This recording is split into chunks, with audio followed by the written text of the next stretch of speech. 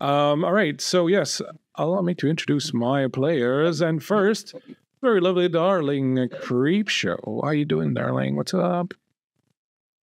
I'm doing quite well considering I'm making Myriad sweat. So Yeah, but, come here, Myriad.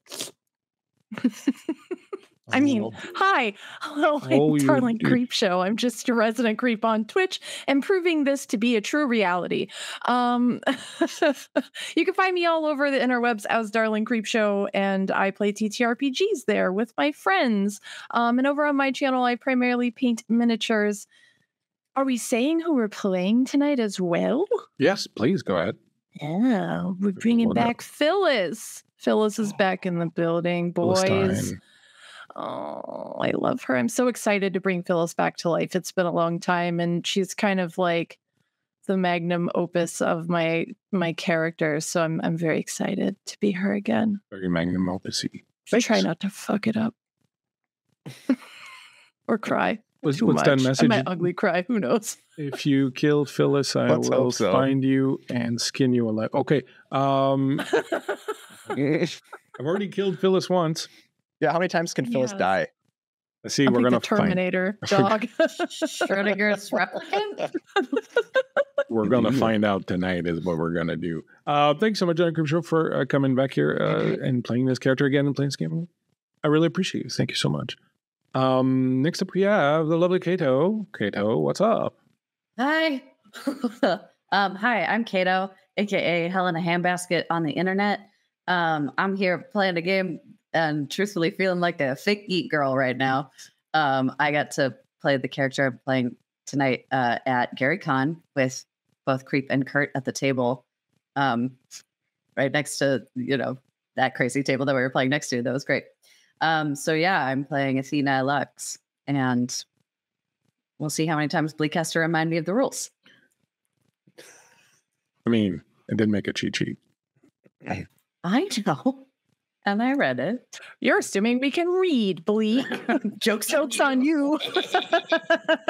I made it with drawings. It's drawings. That would help. That would help. This just looks like squibbles. Yeah, my drawings are all, they're not even stick figures. Like, stick figures would be a step up. Speaking of stick figures, a man whose tall, lanky presence bestrides the lakes and wildest regions of Minnesota, always on the lookout for some strange plant or some rice to be picked up with a graceful, tender hand and carried to wherever final destination will probably his stomach. Mr. DM Dave.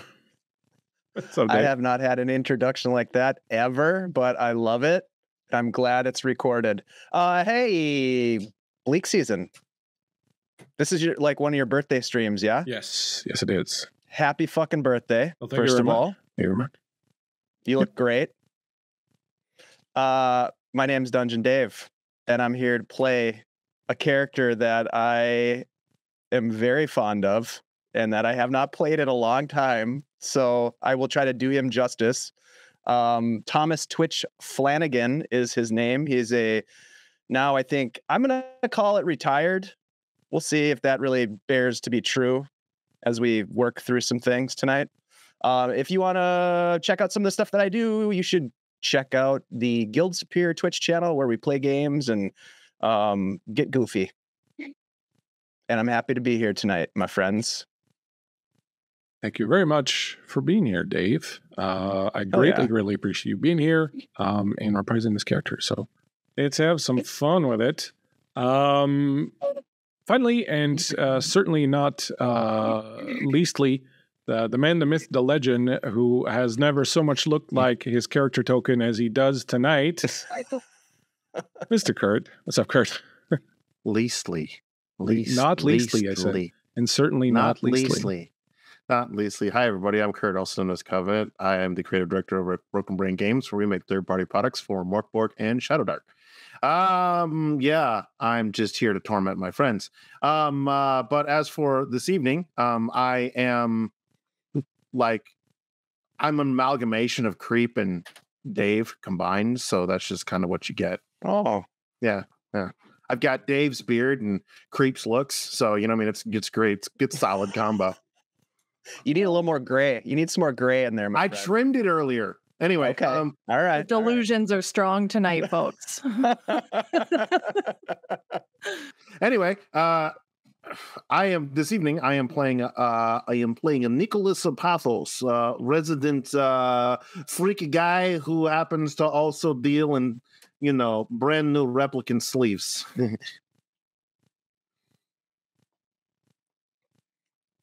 Yes. You need to put the AI in the new sleeve in order for it to do things. Wonderful things. Amazing things. Things that defy man. This is the best birthday party I've ever been to.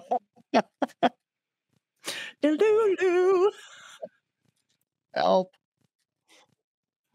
Wait, who's muted? Just wait till you hear the mouth sounds that go with the sleeving. It's me who's muted. Are we going to get Bleak birthday ASMR? Yeah, do it. Ooh, maybe. Do it. My body's not ready. If you deserve it, maybe you will. Maybe you won't. Aww, who knows? Gross. Get that barf jar ready. Yeah, get the puke jar ready. Puke jar. Oh, God. I'm starting to believe that you really have one of these things. It's canon now. It is canon. Oh, boy. My friends, we are playing Blade Runner tonight, which is a wonderful game made by Free League. We are listening to music by Carl Casey, whose lovely little link should be popping up in the chat right now. And I will be using maps by the incomparable animated dungeon maps tonight. So we will be looking at that a little bit later. This will very likely be one of those games that should have a mature viewers warning on it, just because look at who's here. I mean, I feel like you should have done that before we did the introductions. Yeah. This feels a little late now. Yeah, well, the people who come here know what they're getting. It's not like, it's not like they're walking into a Chinese place and going, oh, why are you serving me some Cincinnati-style chili? No, they're in a Cincinnati-style chili place, so I know exactly. Skyline? Why are you fucking with me like that? I'm mad now. I want a hot dog. I want some Skyline. Would you like a re-sleeved hot dog or a regular hot dog? There it is. We found We have two kinds. We have Danish re-sleeve and Polish re-sleeve. Which would you like? I feel like it's not a Bleak game without me saying, fuck you, Bleak. Yep. My mouth is wet in a bad way. Is it bad? Wet is wet. As Kurt always says, any hole is a goal. Thank you so much. If you want to get in on the action, my friends, and help out the players, you can do so with bits. You can gift a player of your choice an advantage with 200 bits, or you can gift every player an advantage with 500 bits. And Cannibal coming in hot, tossing you son me of a bitch. All the bits. That's right. Thank you, Cannibal. Give him to the birthday boy. Oh, good night That's forever. Right. Good night forever. And with that said, my friends, if everybody's ready, let us dive into this little thing. A little recap, because there's quite a bit to kind of get caught up on for people who haven't been watching our streams for the past 2 years, because some people actually have stuff to do. This game takes place in 24/9, so a little later than the first movie, but around the time of the second movie. A little over a year ago, a serial killer calling himself Orc struck fear through LA as he assassinated a number of replicants. He believed himself to be a reincarnation of Roy Batty and wanted to incite a war between the replicants and the humans. He was eventually found and killed by Inspector Twitch Flanagan and Sark Ratcher. Orc was not the reincarnated Roy Batty, he wasn't even a replicant, but he was a former Blade Runner named Kurt Northrup, who was once Twitch's partner. At the same time, in an incident that did not make the news, Neander Wallace, head of Wallace Corp, attempted to have his main rival, Aster Lambros of Dawnstar Biosynth, killed. The Blade Runner Phyllis Dietrichson sacrificed herself to save Aster. Twitch, deeply in love with Phyllis, grievously injured by his former boss and Wallace stooge Saul Grabowski, was heartbroken, and soon after retired. A few months later, under cover of a replicant's rights march, 4 terrorists attempted to kidnap Aster Lambros' assistant. They were foiled by a group of Blade Runners who discovered that the terrorists were in fact agents of Wallace Corp. This too was unreported, as was the fact that during the firefight, the replicant Blade Runner Nora 7 found herself host to the memories and personality of Phyllis Dietrichson. Soon after, a reunited Phyllis and Twitch fled, following the replicant exodus to the haven of Bakersfield, where they hid from their former bosses. Meanwhile, at a public event showcasing Dawnstar's brand new replicant design, the Celsin 1, Aster Lambros was shot and killed by assassins. She was reanimated in a cloned body. Aster is a replicant. But before they could get away, they were discovered by LAPD officers who called in the SWAT team under orders of Saul Grabowski. Seeing no way out, Aster ordered her bodyguard, Athena Lux, to kill her, but not before giving her a personality matrix and memory core, with orders to find a suitable replicant body made from her own Nexus 10 design. Lux, who even as a replicant herself had begun developing feelings for Aster, obeyed, killing her and getting away with a data chip containing Aster Lambros. We're all caught up now. We're all caught up now. I think I cried in that game too. Blade Runner, it just makes you, 1,000 bits, so two advantages for each player from Cannibal. Thank you so much. Thank you, Cannibal. And I think unless I'm on crack, same thing for Kentucky Fried Creature also. So you each have 4 advantages. There we go. Hey, Rara Story Time. Thank you for joining us. Level 4 train hype. Craziness. All right, as we begin tonight's tale. Yeah, I'm usually on crack. Don't worry about it. Is this the region? This the soil, the climb, said then the lost archangel. This the seat that we must change for heaven. This mournful gloom for that celestial light. Be it so, since he who now is sovereign can dispose and bid what shall be right. Farthest from him is best whom reason hath equalled, force hath made supreme above his equals. Farewell, happy fields where forever joy dwells.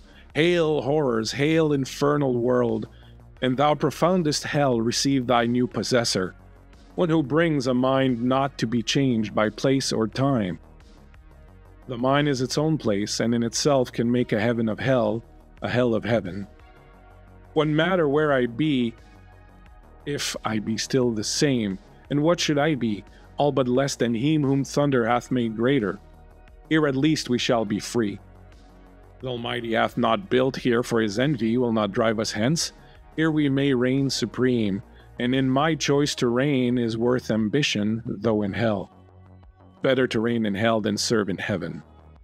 But wherefore let we then our faithful friends, the associates and co-partners of our loss, lie thus astonished on thy oblivious pool, and call them not to share with us their part in this unhappy mention. Or, once more, with rallying arms, to try what may be yet regained in heaven, or what more lost in hell. We open in what is now a desert, outside of Bakersfield, in a small motel room. Athena Lux, sitting, looking outside through the window.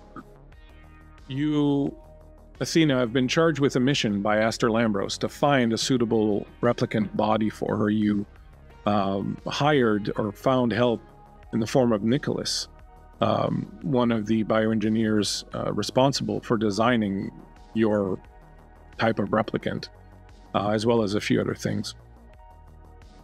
The two of you managed to discover that the only replicant still around that has some of the old Nexus 10 design is a Blade Runner named Nora 7. You have traced her after seeing a news report where she was involved in some kind of fracas some months ago. You managed to trace her having left LA and headed to Bakersfield. Now, Bakersfield has become a kind of haven for The replicants, there's a lot of turmoil in LA. There's the replicant underground, which is fermenting revolution. A lot of the replicants have been leading this sort of exodus out of LA and towards Bakersfield, where apparently they've formed this kind of idyllic community. You have traced Nora 7 in Bakersfield. You are but a couple hours drive outside of it, not even. You stopped for the night, you and Nicholas. As you sit there, thinking about this sacred mission that's been entrusted to you, this need to find this last remaining replicant body that would be suitable for Aster's personality and memory to inhabit, knowing that the memory core that you have of Aster's is degrading every minute that passes. You sit at the window of your hotel room waiting for Nicholas to stir. He's still asleep. You can hear him snoring across the wall in the other room. You look outside. It's very early. The sun's just coming up. It's very strange out here because of the pollution. It's just got this entire orange glow everywhere you look. Whether it be morning, midday, or late afternoon, it's just this suffused orange glow that's kind of everywhere. You see two young women. They have a car, a station wagon, and on top of it are a bunch of belongings. They come out of one of the other rooms, and one of them goes into the office, presumably to pay for the night, and then the other one waits for her. The second one comes out of the office, walks up to the first.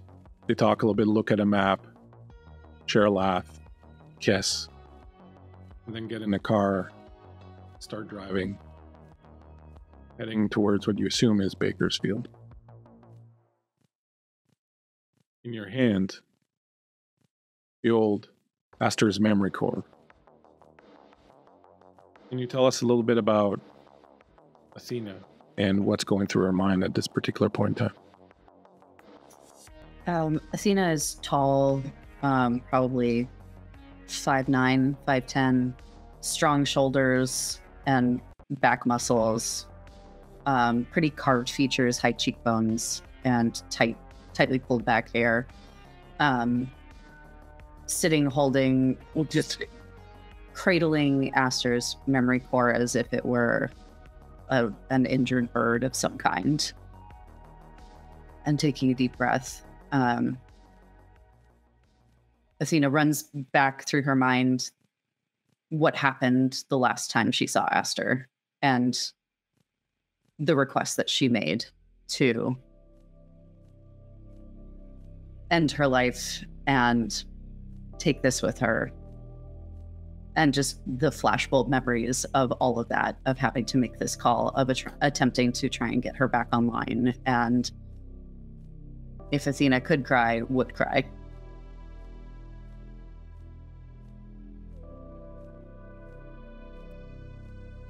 In the other room, Nicholas, you're stirring, coming to. Like all other mornings, you wake up, you're completely covered in sweat. You're the covers of the bed just wrapped up around you, almost kind of like a cocoon, because you've been tossing and turning. You were once again experiencing a very vivid, very erotic, very, shall we say, almost disturbing perhaps, dream about the one that you are obsessed with. You come to, and those last few memories, those last few images of this dream sort of linger on, and you can see that orange glow of the morning light that's coming into the room. Can you tell us a little bit about Nicholas and what's going through his mind?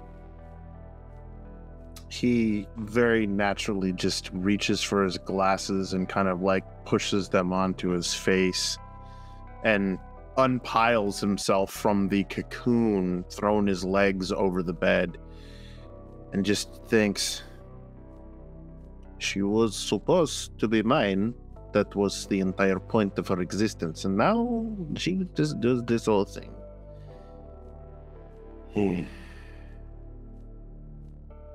It's okay. I made a better version anyway. Now,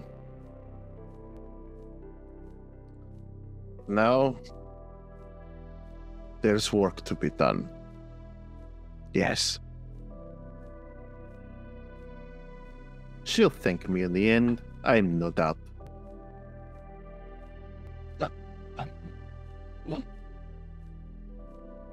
Athena, you hear stirring in the other room, you hear the coughing and phlegm-thick drawl of Nicholas as he wakes up.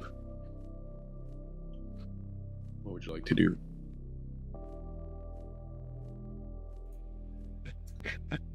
I straighten up and kind of securely pocket or place where I've been keeping Aster's core, memory core, into my jacket or on my person, or I stand up, fully dressed, ready, have been ready this whole time, and I'm gonna peek just through the curtain one more time to see if there's anybody around before opening the door.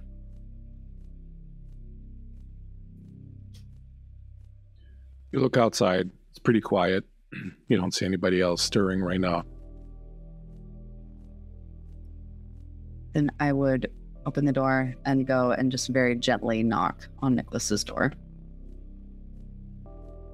What? I'm coming. What? I just woke up. Time to go. Oh. Good morning, beautiful. Say it again, and I'll break your hand.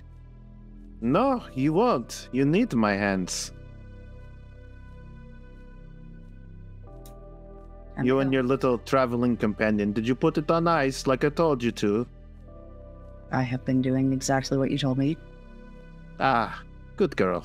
Let us go. And he gathers up his stuff and just kind of just starts to shuffle, and he just in his hunched form just kind of looks up. Well, lead on. Fine. The two of you exit outside, go to your spinner, an unmarked corporate vehicle from Dawnstar. Both of you climb aboard with a heavy whoosh of wind and sound. The spinner lifts up slowly into the sky, and in moments you are heading towards Bakersfield. Bakersfield, where Phyllis, you're standing atop a dusty, barren hill. It's hot. The horizon is just a shimmering haze. You hear rocks moving. And dust is kicked up somewhere just beyond the crest of the hill. You know they're hiding out there. Their erections and their rocks, waiting for him. Just as you are.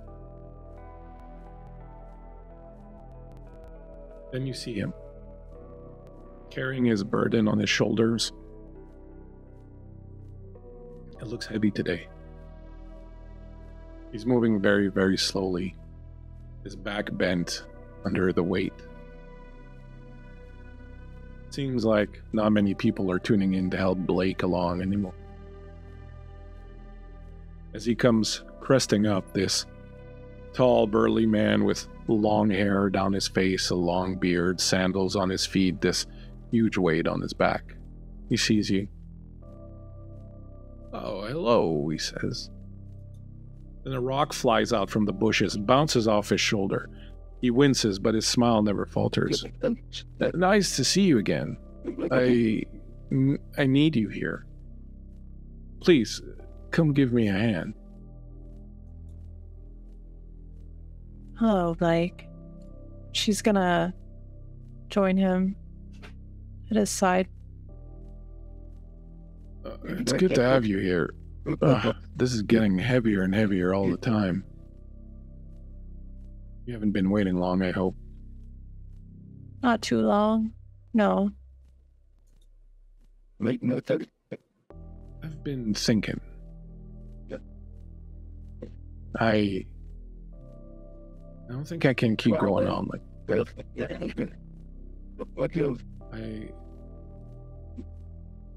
I'd like you to replace me. I'm tired. I've seen things. Too many things. I just want the rain to wash away my tears and my memory and just rest.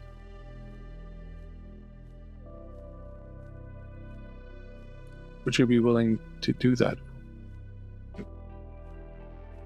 I don't know if I'm strong enough. Like... Well, no one is strong enough. It's kind of the point. You can't do this alone. You need everybody else. Pulling with you, pushing with you, carrying you forward. You don't walk this path, you are carried along it. On the shoulders of those who believe in you and who want a better world. Do you want a better world, Phyllis? That's all I've ever wanted.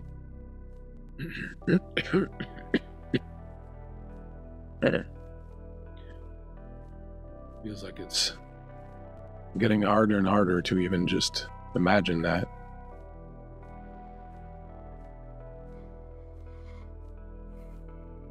Will you walk with me well? Of course I will. As the two of you are walking, Twitch.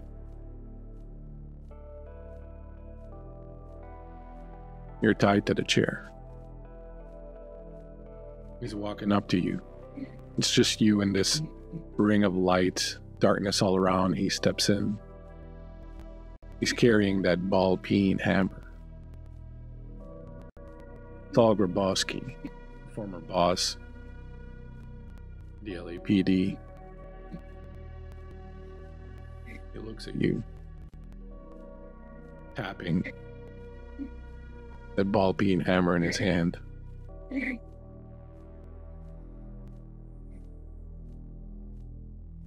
How's it going, Twitch? This ain't gonna go the way you think it's gonna go. It never does, Saul. You always end up on the fucking floor with me standing over the top of you. Every single time.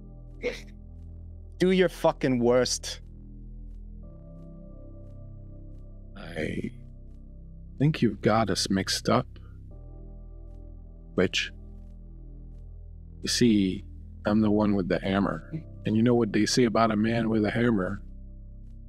Everything's a fucking nail.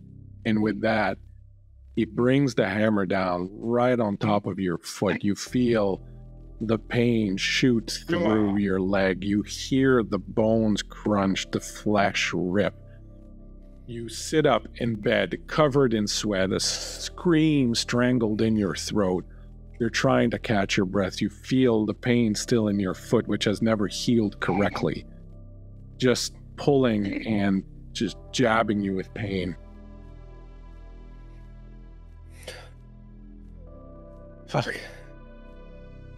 Fucking Saul. I'll look around. Is there anyone nearby? Yeah, next to you in bed, you see Phyllis doing that thing again. She's sitting up in bed. Her eyes are rolled back in her head. She's moving her mouth, but no sound is coming out. And she's just there, rigid, unmoving. Ah, shit. Hey, Phyllis, can you hear me? He just kind of puts his hand and brushes the sweaty hair off of her face so he can see her eyes. Something a little different this time from the other times that you've seen this.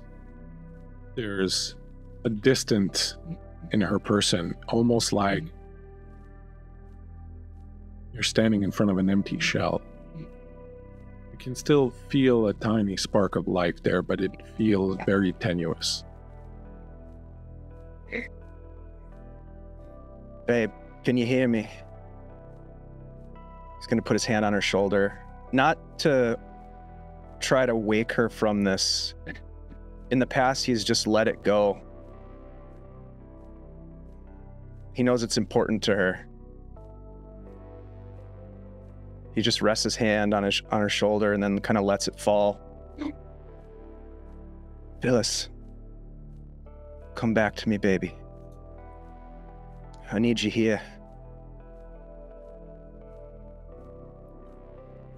You hear a distant voice, Phyllis. It's being carried by the wind. It's coming in over the dust devils.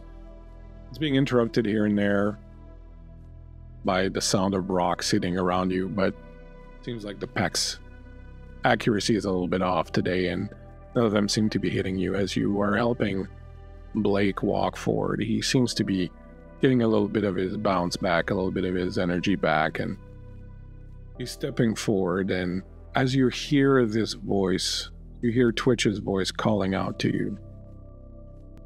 What do you do? I think she's gonna look into the horizon and see if she can see where that voice is coming from. You look off to the south, and you see a wall of fire. This wall of flame just moving towards you, just burning everything in its path. You see rocks turning to sludge. You hear them explode. You see even the dirt catching on fire and evaporating as this wall of flame approaches you. And Blake looks at you and says, "They're coming. They're coming now." And you are in the room. You suddenly come to Twitch. You see her eyes come back. There's this strange sound that comes from her throat as if she'd been holding all these words inside of her, and they all kind of pour out at the same time, and she's panting and sweating. It's okay. It's okay. I'm here. Phyllis. Kind of gets her attention. Let me guess, Blake and the Peckers again. Am I right? Yeah. Had to call Nikki. Yeah. That was a different one. You were a million miles away. And I felt like I was a million miles away. Here. He's going to reach over and grab a glass of water off the side table. Here, drink this. It's going to be okay. Thank you, Thomas. She's going to take a sip of it. Was it different this time? Did Blake have something else to say to you? It's so funny, you know, I can never remember what he says to me. It's just like a feeling I get when I wake up. I come out. Just this sadness. I'm tired. So tired. I don't know what it means. I'm sorry you have to put up with this, Thomas. No. Babe, we're in this together. I mean, whatever I can do to help, that's what I'm here. That's why I'm here. That's what I'm here for. This is a good place for us. We can figure this out together. Away from all that bullshit from before, we can focus in on us and on whatever it is that's rattling around in there. Look at us. Running away to paradise. Well, Can't ever in a sense. Quite find it, can we? To be fair, Bakersfield's partial paradise, let's say. We're close. As long as we got each other. Right? Right. She's gonna lean her head into his chest and kind of drape an arm over his waist. He'll reach over to the side table, pull off a pack of cigarettes. It's kind of beat up, like it's been in a pocket far too long, and he pulls out a cigarette and lights it, takes a nice long pull, and then just hands it to you. Well, guess we better get on the horn. Just 1 second longer, Phyllis, and then we can do it. Just 1 second longer. As you say that, there's a hurried knock that comes to the door. Mr. Twitch? Phyllis? For fuck's sake. She's gonna very quickly get out of bed, and I imagine she's in some sort of vintage silk nightgown, and she has a silk robe that has like the ostrich feathers kind of hanging, and she's gonna drape that on her and stand and quickly tie the waist of it and go to the door and answer it. When you open the door, you see Nikki, one of the young Nexus 9 replicants that lives here in Bakersfield with you. She was a bioengineer, and she's been helping you when you get these little fugue states. She's been helping you reboot and kind of, sort of search yourself out. Check out. I'm sorry, Phyllis. I hope it wasn't a bad time, but you have to come. The two of you, please. You have to come. Something terrible's happened. Something terrible? Yes. What is it? What do you mean terrible? Twitch kind of walks out into the room, and he's buck naked, just standing there smoking a cigarette. You've seen this before. I don't know exactly what went on. I was just told to come, but it's down in the laboratory where Professor Swain is. Apparently something bad happened. Of course. It's funny, I was just about to call you. What, did you have a fugue state again? Yeah. Twitch says this one looked a bit different. It's true, it did. Looked very different. Okay, well, maybe while Mr. Twitch puts some gitches on, I'll take a look at you. Oh shit, sorry, Nikki. And while Twitch gets dressed, she will take out a little data pad, and she will hook it up to you, and she will run some diagnostics. It's very similar to a baseline test, which you would fail completely at this point. There should be no even fake in passing the baseline test. You got everyone got an extra advantage from Varl, by the way. Thank you, Varl. Thank you very much. Thanks, Varl. Thank you. She runs a diagnostic test. She goes, well, the only thing I'm seeing that's kind of different is that your emotional response levels seem to have dropped a little bit. Do you feel different, or? Don't think I feel any different. I mean, this one felt particularly sad, but I don't know. Well, I'll store some of these diagnostics and look at them more in detail later. I'll just give you a little reboot here.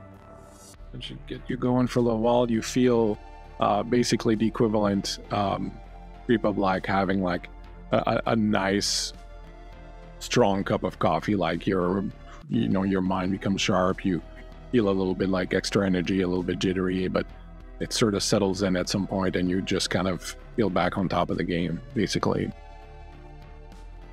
That should do you for now. We should really go down and see what's happened. They asked for you very specifically, the two of you. Yes, of course. Thank you, Nikki. The two of you will head down. You've taken up residence in the very old and very classic Fox Theater in Bakersfield, kind of converting it into this big sort of cavernous home. There's a few people that live in some of the smaller parts of it, but as you head out into the town, you are, as always, amazed. The the sort of geodome that Professor Swain has created really has done wonders. And while you wouldn't go so far as to call Bakersfield lush by any stretch of the imagination compared to the sterile desert that's all around it, it is quite beautiful. There are palm trees, there's flowers growing, there's even grass here and there, and it's It's supposed to take he said it's probably going to take close to 10 years before things kind of start coming back. You're already seeing the work of it. And as you're walking, you can tell that whatever's happened is already spreading through the town. There are maybe 6 or 7 dozen families or groups of replicants that now live in Bakersfield. And you can tell that, some of them are kind of just getting ready, going on about their day. And it's this strange feeling of small town America being reborn, almost. Like people are kind of nice and polite, talking to each other and waving at each other as they're going to work.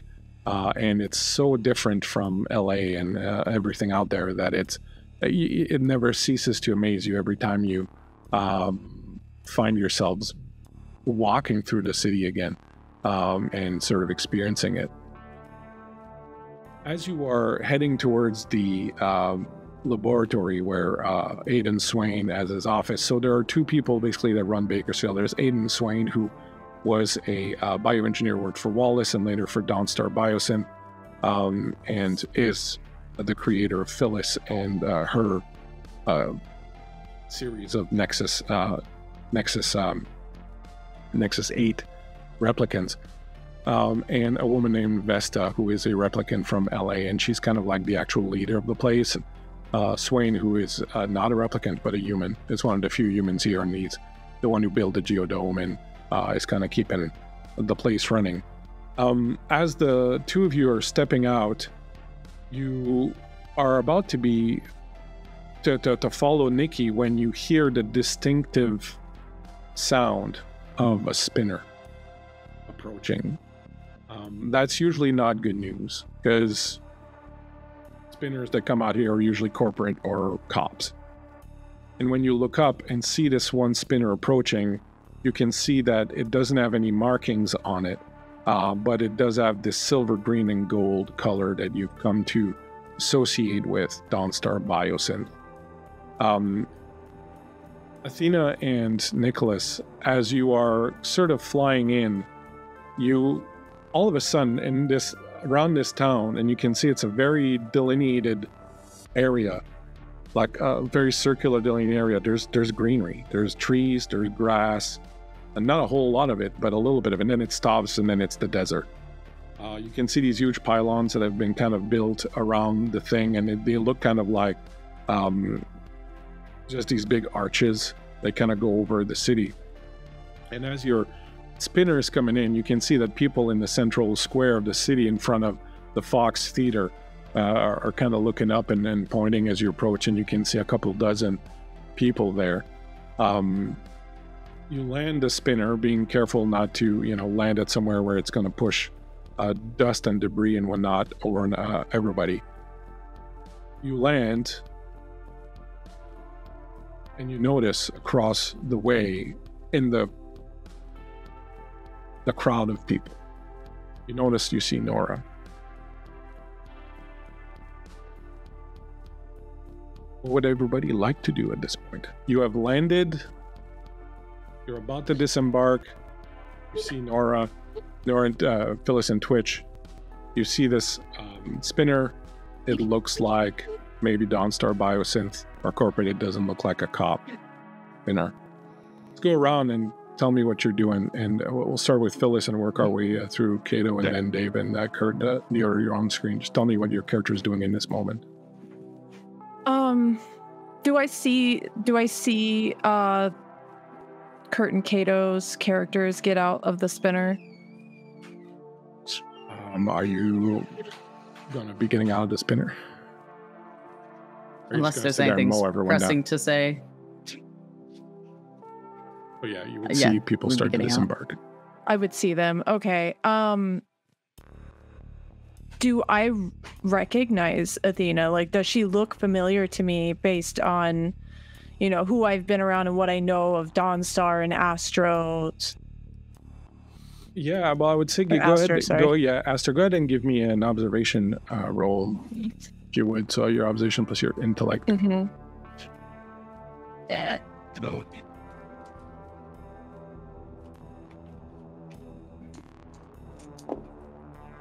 That's a 7 and a 2. All right, that's a success. When Athena comes out, Athena doesn't bear a super strong resemblance to you and your sisters and whatnot. But you do still see, like, you know, some telltale signs that are shared amongst all these women. You, your sisters, Aster, Nora, and now Athena. But it's even fainter in Athena. It's just like, you know, the color of the hair or the shape of the jaw or something like that. Like, it's just enough that you're very familiar, you notice it, but passing in person and passing might not. I think in seeing that iconic green and gold spinner and seeing this woman that I feel like I know exit, I'm going to book it faster to Mr. Swain, because he's kind of tied into all of this, and now I'm concerned about what is possibly going on. Athena, since you're next in line on the screen, as you step out of the vehicle, you will notice that. Actually, go ahead and give me an observation roll also. Sure. And then gotta get all my dice sorted here. Ooh, no successes. That was a 5 and a 1. So as you disembark, you lose sight of Nora. She was right there. She was in the crowd, and you know, when the gull wings open and you stepped out, you kind of lost sight of her for a second, and now she's gone. Everyone gets another advantage from Andrew, unless you were coming in to give it to me, Andrew. Well, that's 500, so it's an advantage each for everybody. Yeah. Thanks, Andrew. Thanks, everybody. I appreciate your supports and your generosities, everybody. Hey, Vancouver by Night, what's going on, man? So what do you do then? Well, you can give it to Bleak, Andrew, because that's king. No, that's all right. Give it to the players. That's I like to celebrate by giving to my friends. We're gonna need it. I get out of the spinner and I look around and I go, God damn it. And I look to Nicholas and I go, I had eyes on her. I don't know where she went. Is it what, like, this? Not many places to go. Just ask around, right? Yeah, but we just, you know, super inconspicuously landed a spinner right in the middle of replicant town, so. I mean, I doubt it's the first one they've seen. I'm just throwing it out there. Kind of a whole land of exiles. If anything, I'm the one who's going to kind of stick out, just a touch. Well, maybe don't be so weird. And I start trying to walk towards where I might be. What is that supposed to mean? I'm the one who can fix your ass. I'm just walking away and letting him yell at my back. Twitch, I hate to see you go, but I love to watch you leave. I like middle finger over my shoulder. Grenade over the shoulder. Twitch, you notice, obviously, Phyllis kind of reacting and turning away like she's gonna take off. You notice the other two people coming out of the spinner, and they're sort of scanning the scene. They don't look like cops. They really don't. You can tell like miles away that they're, professionals of some sort, but not cops. Without looking over, I'm gonna say to Nikki, we expected any company today? No, not that I know of. No one said anything to me. Uh-huh. All right. And luckily when Twitch went in to put some clothes on, he put on, of course, a Hawaiian shirt and some cargo shorts and whatever passes for Crocs in this futuristic world. And yes, he has socks on. It's Crocs, but they look exactly the same. He also survived. The Crocs survived. Yeah, they did. Yeah, they did. They're so synthetic. All right, so he also happened to grab his blaster and tuck it in the back of his belt line, and he kind of takes a few steps forward towards the visitors, and he just kind of has one hand sort of behind his back on the grip of his blaster should he need it.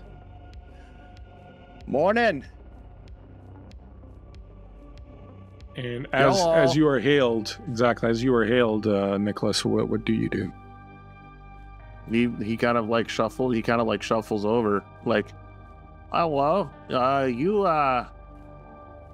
looking for something?" I don't know. Well, yeah, actually, she's looking, I think, for her sister. I'm not 100% sure. I'm just a tech guy. But you, and he literally like extends a finger to like poke you. You blood, just like me. That's good to know. I'm not the only one here. I thought I was gonna be surrounded by a bunch of, like skin jobs, and that would have been bad. He just looks to Athena. What are you here for then? Well, pal, you do all the talking here, or what? I was talking to the lady friend. No, I don't know. I'm just as confused as you are. We're looking for someone. I'm not confused, pal. Just like you said, we're looking for someone. I've gathered that much. Can you be a little bit more specific, and maybe I could help you out? Who are you? He's human. Oh. All right, let's start again. Welcome to Bakersfield. My name is Thomas. Who the fuck are you? And what you looking for? Maybe I can help you out. My name is Athena Lux. There we go. Welcome, Athena. Nice to meet you. And how about your creepy pal here? I am Nicholas Porthos, Advanced Bioengineering, Dawnstar. Hi. Dawnstar. Ah. All right. Specifically looking for... Well, we're looking for something we hope to be is here. Nora?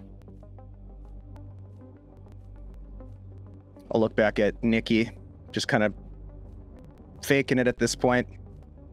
Nora, I mean, there could be a dozen Noras here. I would like to make an observation roll on him to see if he's intentionally trying to dissuade us.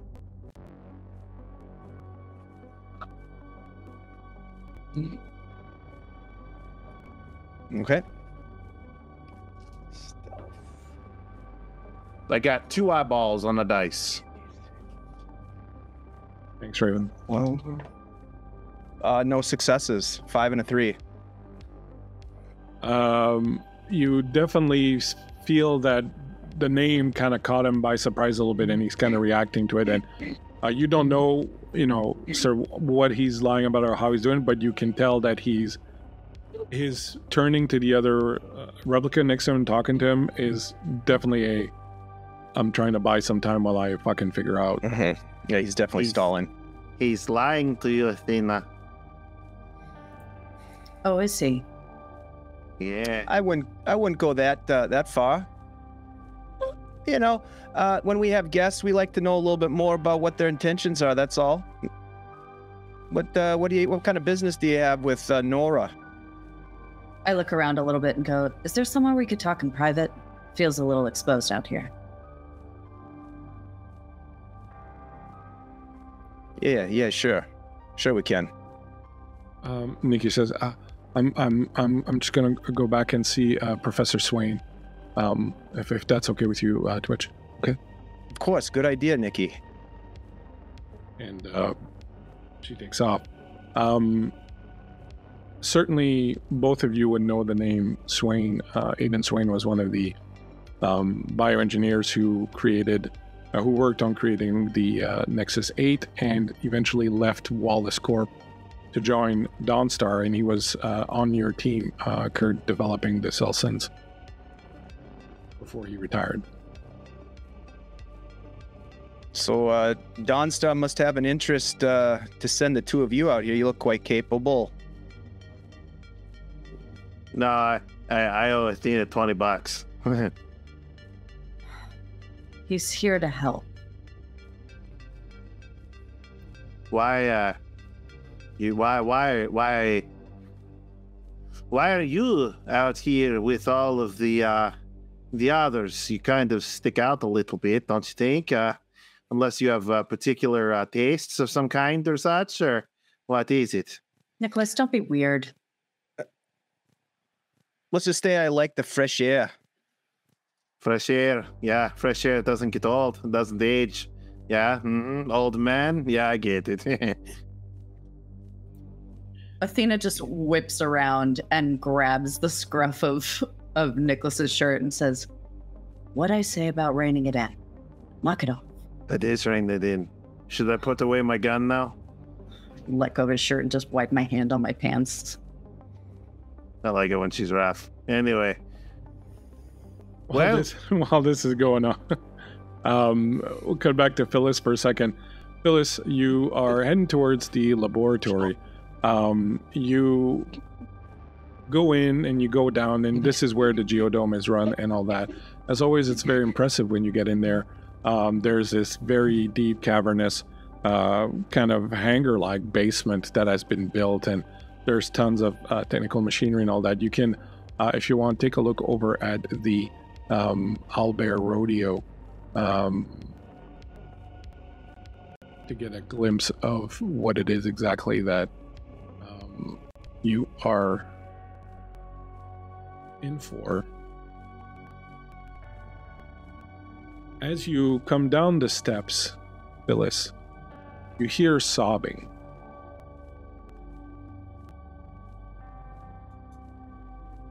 Can I see where the sobbing is coming from? So you can't see, there's machinery and kind of stuff in a way. It seems to be coming from the other side of that. She's gonna step around the machine. As she's walking towards this, she's Professor Swain. As you come around the corner, you see Swain. He is on the ground, kneeling, sobbing. He's holding in his arms Vesta, the leader of the replicant leader of the settlement. She appears, she's unmoving. It's very difficult to see from where you are exactly what the situation is with her. But he doesn't even really kind of see you, hear you. You see blood on the ground underneath where she is. It's staining his beard now. And he's just sobbing as he's holding her. I think Phyllis is going to rush over to him at this point and kneel and kind of touch a hand to his shoulder, to the side of his arm. As you approach, Aiden. oh, sorry. Go ahead. As you approach and do that, you're about to say his name. You see something that triggers something in you. You see that Vesta's eyes are missing. They have been cut out from her head. Exactly in the same way that Orc used to do.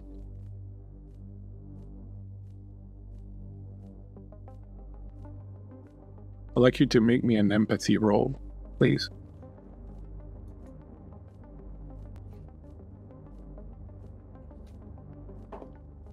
That's a success. Okay. You feel your resolve being tested as you get images back from that investigation into the Orc killings, how he used to do just that, take the eyes of his victims. But his killings were very brutal. This one, it's hard to tell. There isn't another wound on her that you can see from just there, just the eyes gone.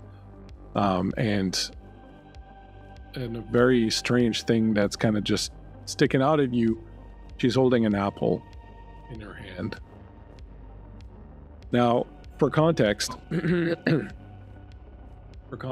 know that while Aiden Swan, like Twitch, has finally, after some time, been accepted among the replicants of the place, especially because he helped build the geodome and he gave so much to the community.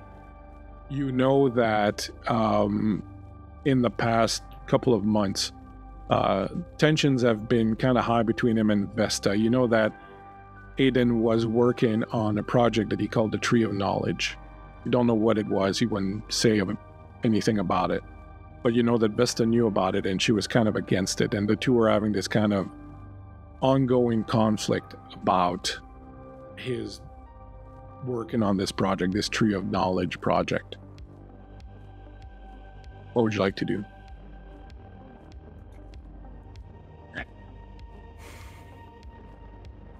My instinct is to not trust him, but he's crying over her. So she kind of, as she's going in to touch him, and she's putting all these little pieces together and looking down at the full scene now, she's actually going to stop and back away a few paces. Aiden? What happened? Phyllis. I don't know. I found her this way. I came down to work. And she was not moving. I thought maybe she'd fallen or something. And then when I came close, Phyllis, her eyes, they're gone. Who would do this? Have you seen anyone come in or out? No, there was not supposed to be anyone here. She was not supposed to be here either. No one comes in before I do in the morning. They know this. People know this. This is my workspace. She's gonna step forward again and reach down and very gently try to take the apple from Vesta's hand. No problem at all as you bend down and pick it up. Give me also an insight roll, if you would. Okay.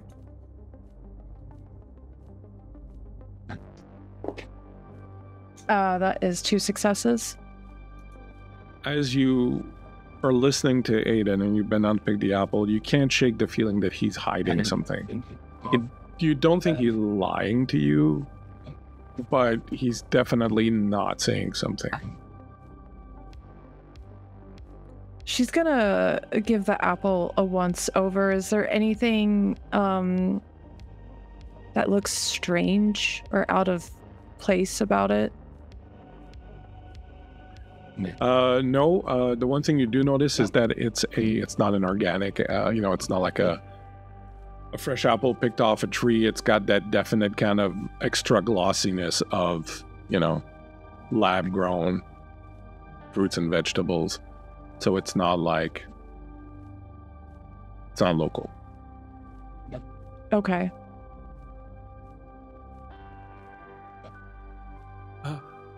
Phyllis, as Nikki comes in, is everyone okay? Is that? Oh my God! What's happened? And she kind of backs away, seeing Vesta and Aiden the way they are. I think Phyllis is going to come over to Nikki's side and kind of hold her, and it's okay, Nikki. Relax. We just. Is she okay? Is she okay, Nikki? You. God, you're dumb. Oh my God. Just calm down. The people that came in, they're looking for you. They asked about you. The two that came in. Did they say why? No, Twitch is with them right now. All right. And then stay here with Aiden for me. She's gonna look back at Aiden. You can't remember anything strange, Aiden. Nothing out of the normal. No, nothing comes to mind. I just walked in like every other morning and just found her like this. You wouldn't be lying to me, would you, Aiden? No. I know we were having differences, but I wouldn't do something like this. Like, I don't even have blood on my hands. Look, he has a little bit, but not like enough. Then I don't think that you'd kill her, Aiden. But This is going to cause a lot of problem. And I just need to know that you're telling me everything. I swear, I don't know anything that would help with this. I don't know. She's gonna look back to Nikki. Nikki, I need you to be strong now. I need you to help Professor Swain. Look her over, see if you see anything out of the ordinary or different or wrong with her. Okay. I'm gonna go upstairs and see what these people want from me. Okay, I'll be careful not to contaminate the scene. All right. And she's gonna drop her hold from Nikki and turn and start walking towards the exit. And as you do, you see finally, as you're facing the exit, you see that something has been scrawled in blood over the door. And again, shades of Orc, who used to leave these cryptic messages written in blood on the walls near where his victims were. And you can read in this one, of man's first disobedience, and the fruit of that forbidden tree, whose mortal taste brought death into the world, and all our woe with loss of Eden.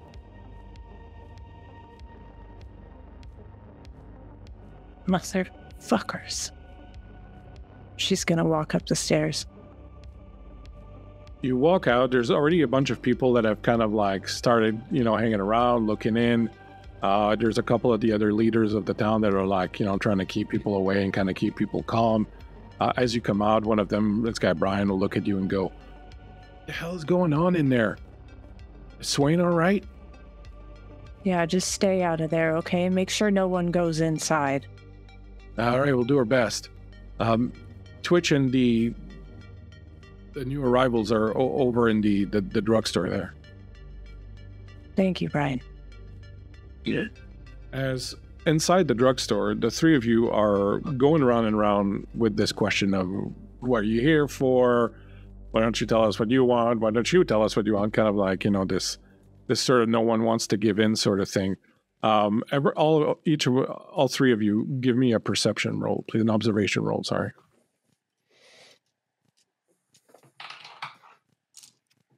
Two successes.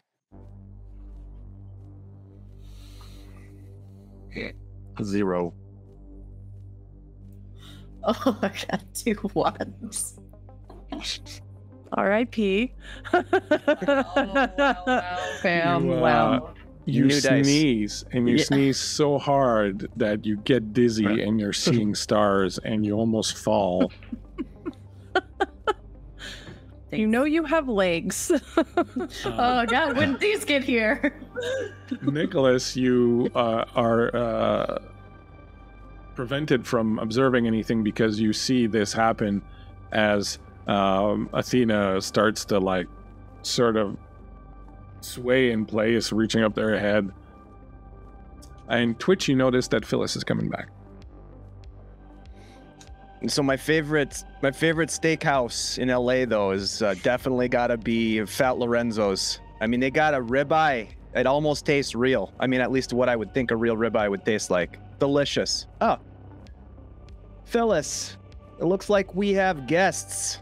I heard someone was looking for me in here. Phyllis. Whoa.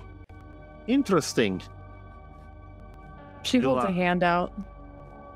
He takes your hand and flips it over and looks at it. I wouldn't let him touch you for too long. 8? 9? 8 on you 8? 9 maybe? What are you? Let me see your eyeballs. And you are? Hey, I am Nicholas Porthos. Oh, you are quite a mild and marvel. Yeah. As he's poking and looking at her, her eyes shift to Athena. And you? Can make a medical aid roll. Sorry, make a medical aid roll, Kurt, while this is going on. Sorry. Oh, yeah. Let me roll that shit. Ah. So you look That's a over critical success. Okay, I'll get to you in a second. You look over at Athena. Sorry, I interrupted you, but only. Athena Lux. I used to work for Aster Lambros. Are you a daughter? No. No, she's not a daughter. Not exactly. No. What are you here for? If you don't mind me asking. There's something really important to talk to you about. All right. Well, I've got something really important I'm dealing with, so spit it out. I don't know if you heard about what happened to Aster Lambros. Would she have heard, Blake? I'm sorry, say that again. I was typing then and didn't hear. Would Phyllis had heard what happened to Aster? Yeah. So the official news report was that she was shot while giving a speech while presenting the Celsin 1 units. And everything else that happened at GaryCon, like all that was suppressed, obviously. The story was just she was shot and killed. Okay. Well, I heard she was shot, but we all know how reliable the news is. Sounds like maybe you have the real story. Yes, she was shot, but we tried to get her back online. Tried? Yeah, we got pinched before we could bring her up fully, and took a while to get myself back online. And I pull out the memory core and say, this is rapidly disintegrating. She looks down at it.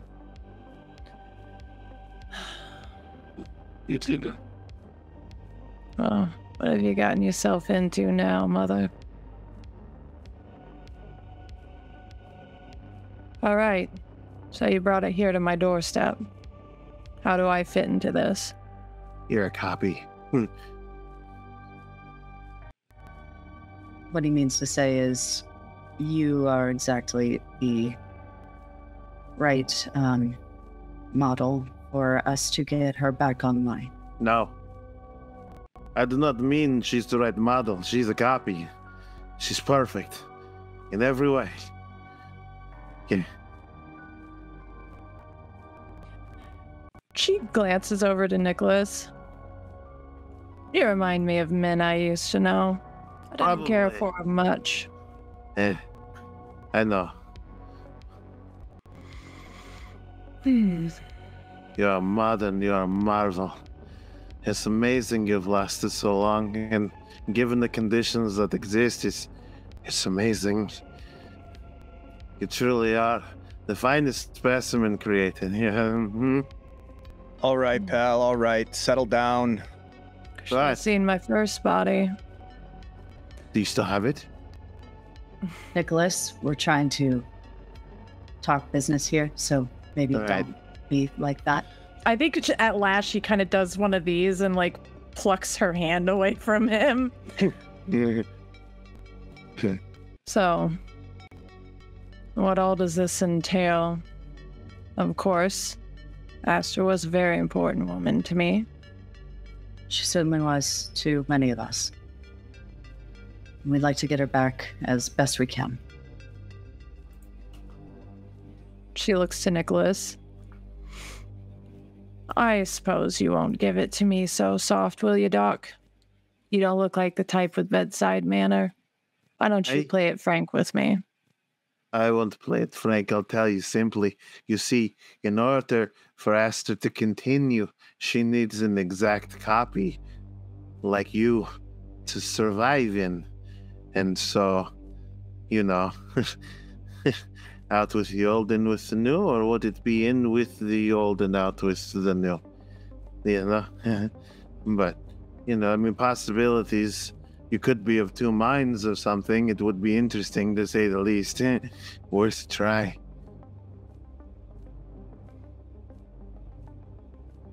This little procedure you're talking about, pal, this leave any room for Phyllis in there, or It could. It's possible. It's never been done before. He may be a creep, but he does know what he's talking about. I designed her. Every inch of her, I designed her.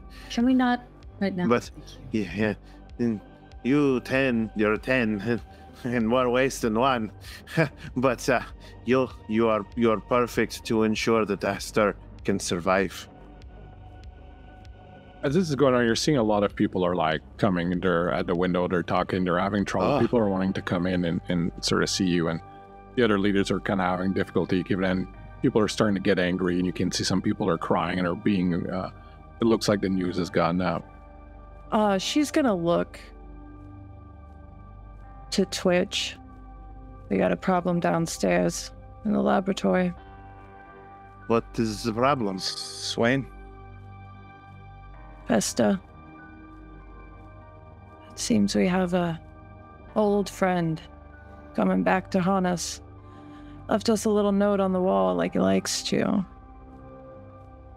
She's gonna look back to Athena and Nicholas. I'm very sorry, but can this wait maybe just a little bit? And I promise you I'll be thinking on this. I have given my life for this woman in the past. Nora, how long is a little bit? How long do I have? 2 days. 2 days. Well, I have 2 days. I've got to say, the sooner we act, the better. This core is not going to survive much longer. And as you say that, the doors bust open and a bunch of people come in, and you start hearing, what, murdered? Swain murdered her? Swain killed Vesta? What's going on? And people are just sort of piling in. And, well, how did he, are you going to arrest him? What's going on? How did he kill her? Why did he kill her? What's going on? Who's dead? Did Swain die? Twitch gets up when that happens. Look, this conversation can wait. Phyllis. Yeah. She's moving towards the crowd with Twitch, and she's holding her hands up, trying to silence and calm them the best she can. If you'll just listen. What is our mob responding like? I think Athena would be straightening up and assuming the role of trying to protect Phyllis if anything got a little bit squirrely. So they're pretty well behaved. Like they're just afraid right now, and they just want answers. They're not like an angry mob. They're just like, and they're turning to the two cops, right? They know you're cops. So, look, everybody relax. We'll get to the bottom of this. The worst thing we can do right now is panic. Is it Swain? Is there a murderer running around this town? Professor Swain did not kill anybody. He loved Vesta the way we did. Hey, pardon. Did you say Swain? Yeah. She glances over her shoulder. Yes, and it can wait. He's here? Now I need everyone to just relax and calm down and go to your homes. Lock yourselves in if you feel more safe. But Thomas and I, we're gonna go look into this and we'll figure it out. But if you all are acting crazy and mobbing around this town, you're not gonna do us or anybody else any other favors. Now, do you understand? Give me empathy and manipulation wrong. Oh, gladly. Remember, you got a whole bunch of advantages right now. I think you're up to 5 or 6. Yeah, I'm gonna use one of those advantages. So whichever would your smallest die, just roll another one of those and pick the 2 you want. They're not. All right, that is 2 successes. All right, so you see people seem very comforted, and there's maybe there's a couple that are kind of we deserve answers, but then someone will turn to look, let's just let them do their job. They're professionals, and eventually they'll sort of come out. They're not necessarily going to go their own, but you'll see some of them kind of disperse, and then there'll be a couple little groups that'll come out, but they definitely kind of calm down and spread out, and some of them will sort of return home. You'll be left. The 4 of you plus Brian will be there, and you'll say, you gonna take care of this then? I can like try and keep them under control for a little while, but you're looking into this, right? You're not gonna just.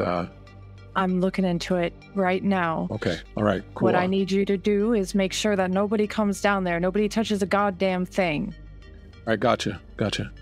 Thank you, Brian. He takes off. You two can follow along if you like. Let us know how we can help. I knew Swain. Good man. Taught me many things. Well, he is a great man, Professor Swain. If you'll follow me down to the laboratory, do you remember quite a few years back? Fires of Orc. The riots in the cities. They thought there was someone trying to kill all the replicants. The replicants were revolting. Yeah. Very much. Yeah. Well, is Orc here? It seems as though someone or something has left a message as though they are. Do you think it could be a copycat? I'm not sure. It ain't the real thing. Orc is dead. And, well, I mean, to be fair, dead is kind of relative these days. She's gonna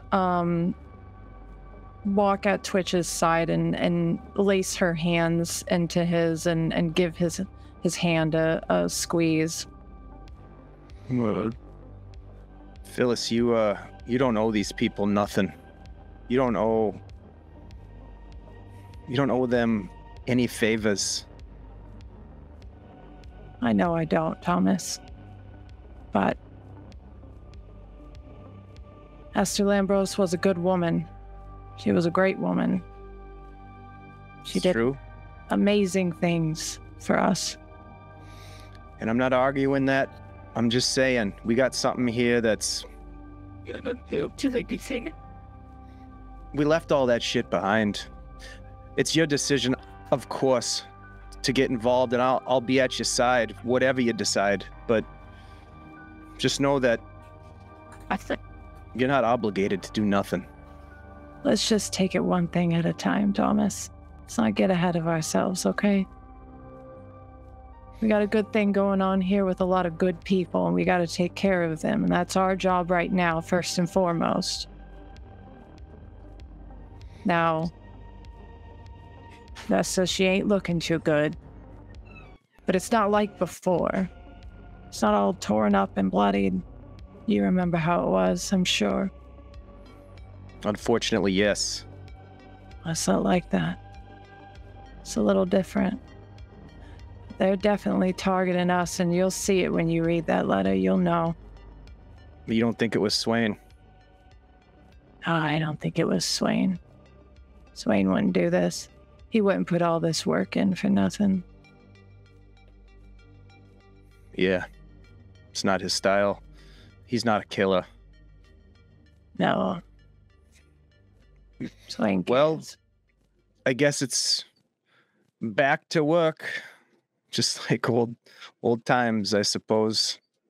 Yeah. Hopefully the last time.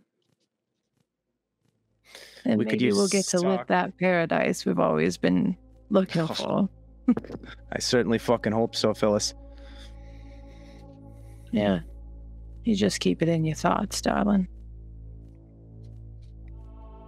A lot of people head down into the laboratory.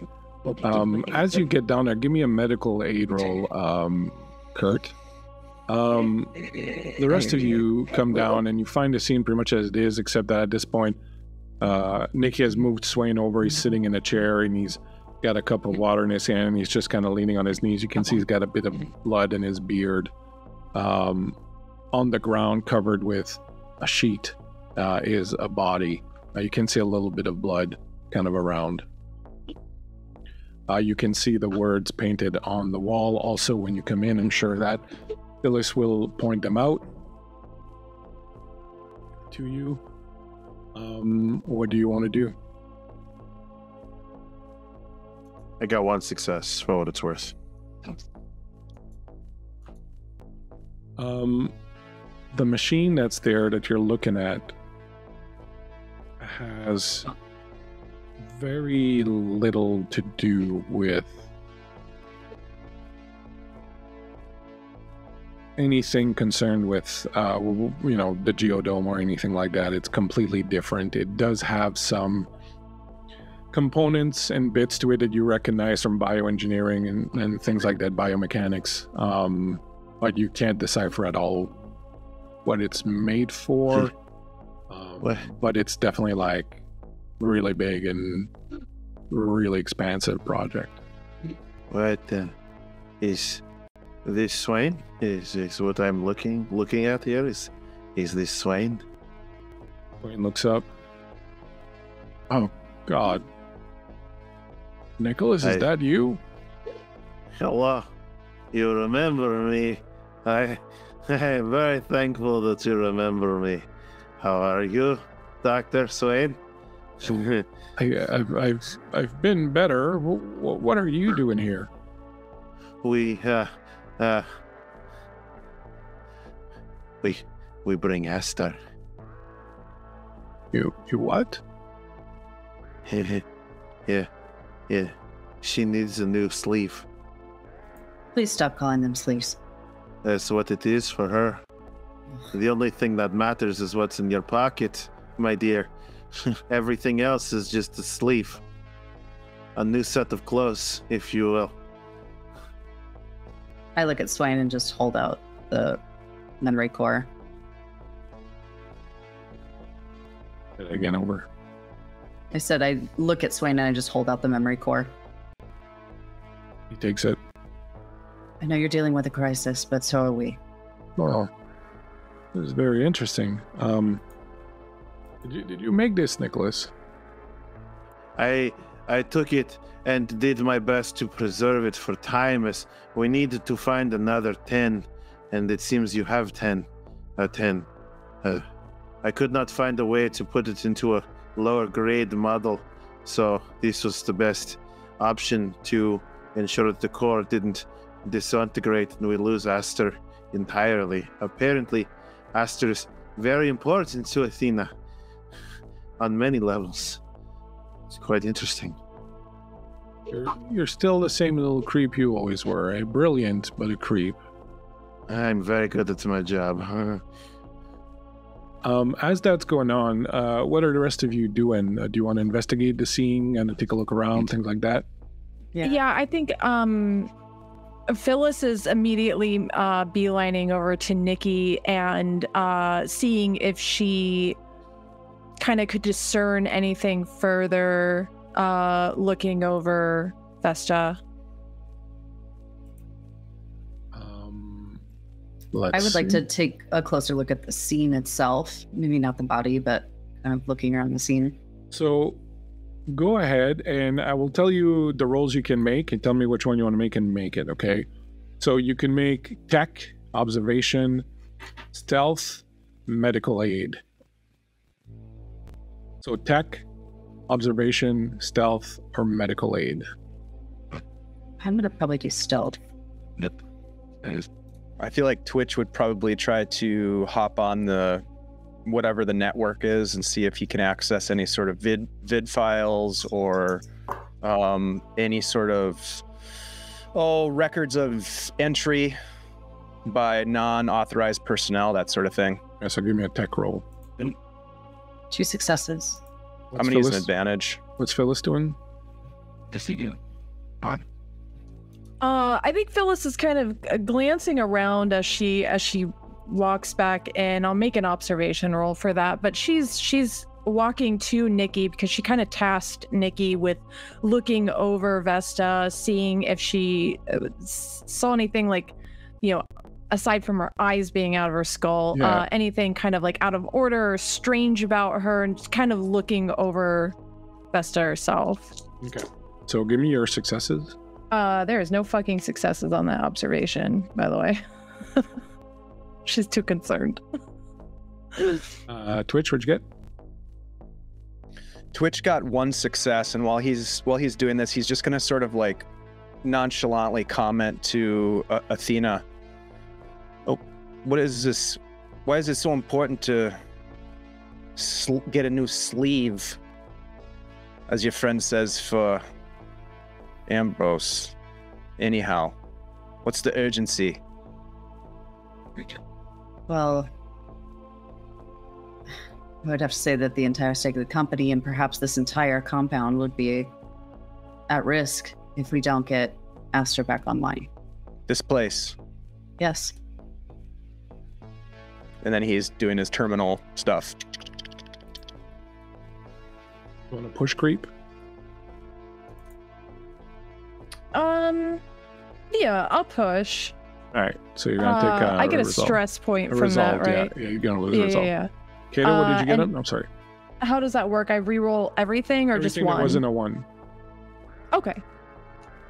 Kato, what did you roll? 2. I got 2 successes. Okay. So this is what you will find. So Twitch, as you're going through the computer system, you will come to realize that the system has been hacked, but from the inside you can trace the access where the system was hacked to a panel in the supply room nearby.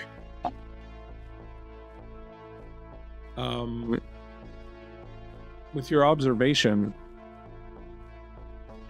Athena, you will find that there's a crawl space grate nearby that looks like it was recently used. It looks like it had been painted at some point and they just kind of painted over it, and it's cracked now, and there's fresh chips of the paint that are on the ground next to it, and it's big enough to allow someone to kind of come through. But Phyllis, you will at first be told by Nikki that, as far as she can tell, it looks like Vesta died from suffocation, but there are no strangulation marks. She'll also tell you that it looks like the wounds were post-mortem. And Was that that was kind of similar in the original ones too, right? Yeah. Okay.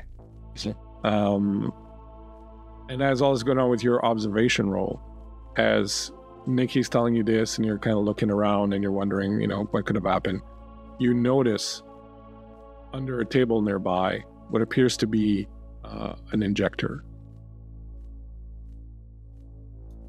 Because she's gonna snatch that up.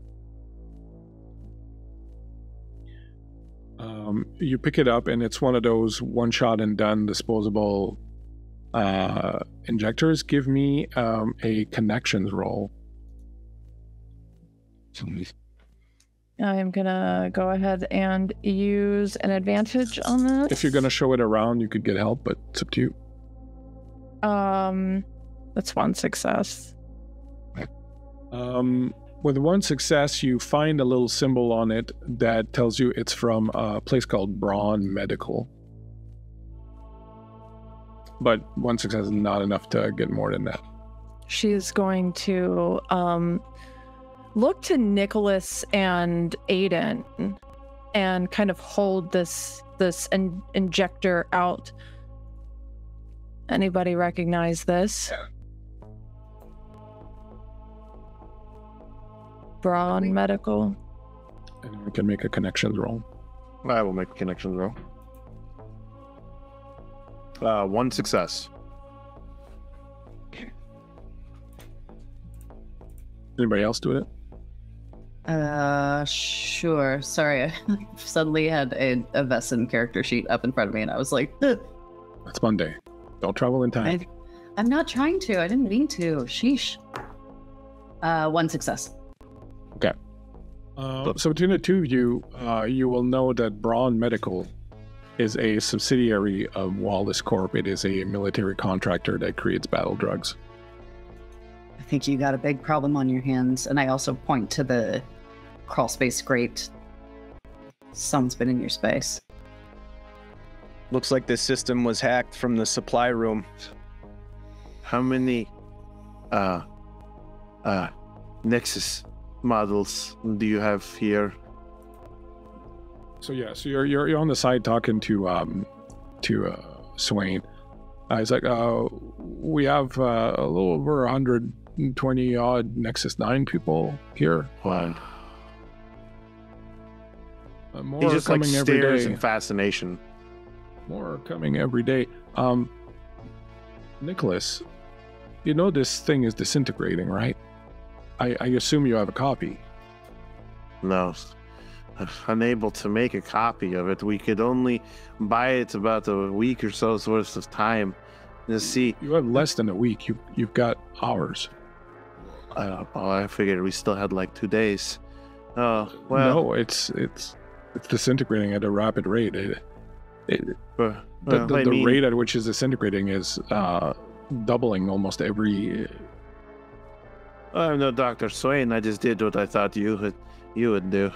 We came here to try and maybe convince the sister or daughter. I'm not quite sure where the hierarchy goes, but maybe we trade her out. New sleeve for the new leader.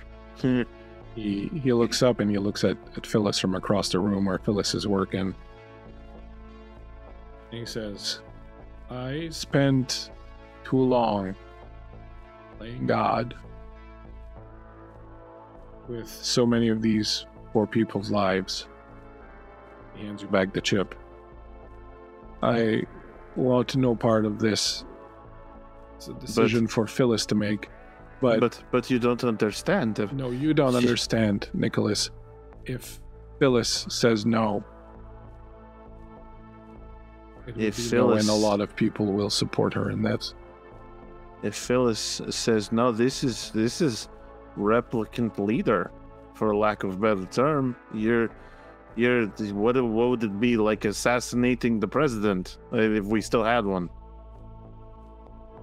There was a time, Nicholas, where people believed that only God had the power to decide who lived and who died. We do. The time of God is gone. But it is hubris to believe that we have replaced him. Well, no, not one, many. We're all gods. You, me, I'm more like a demigod, but you know. You catch a look at him. He looks at that machine that he's got over there for a moment. And he says, maybe you're right. Maybe one day there will be a new god who will come, but he's not here now. Story runner?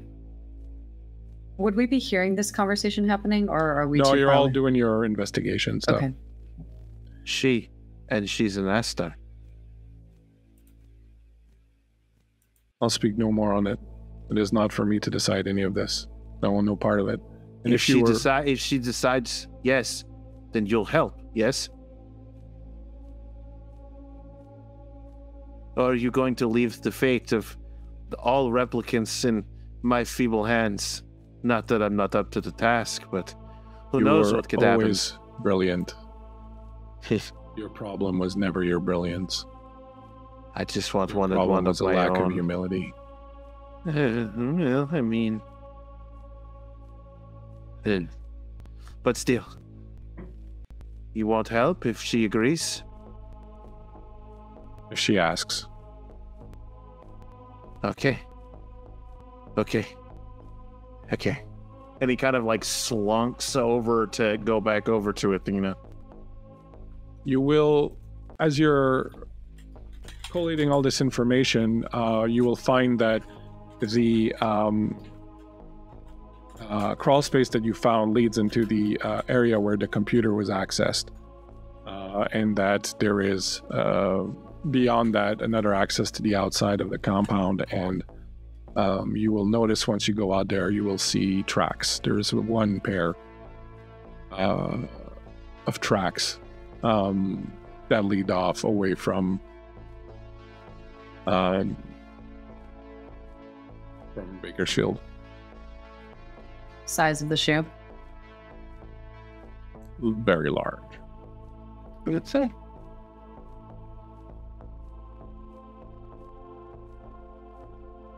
I come back to Nora and I look at her and say, "You've got a big motherfucker on your hands." I think she looks over to Twitch when Athena says this to her. Thomas, do we have any security footage? Any cameras in these areas that we can look at? So when you looked, you found that that's the hacking that had occurred was to wipe all that out. Sure. All the data was scrubbed. Terminal was accessed in the supply room, so we're kind of screwed on that front. You said you got tracks leading off? Yeah, Big big ones. tracks. I reckon it's probably a smart move to see if we can't catch up with whoever left them. I think that's a good Direction idea. where the track's going in. What direction were the tracks going in? Away from Bakersfield, correct? West, right. West, away from Bakersfield, so towards The LA. next thing in that direction is the RV park, Eden Park. That's where some of the replicants who found that they didn't want to live in LA, but that this place wasn't for them, settled in. There's maybe 30 odd families or RBs there. That'd be the next thing. Swain, are there any Nexus 8 around? No. Okay. They're illegal. Right, but that doesn't mean that they're not necessarily around. I've not seen one. He looks very briefly at Nora. I've not seen one in almost a year now. Interesting. Do I catch that by chance? Yeah, sure. He wasn't super... But it wasn't a, how should I say, it wasn't a, well, she's an Nexus 8. It was like... No, but she might know something. Looking at it reminded him of something.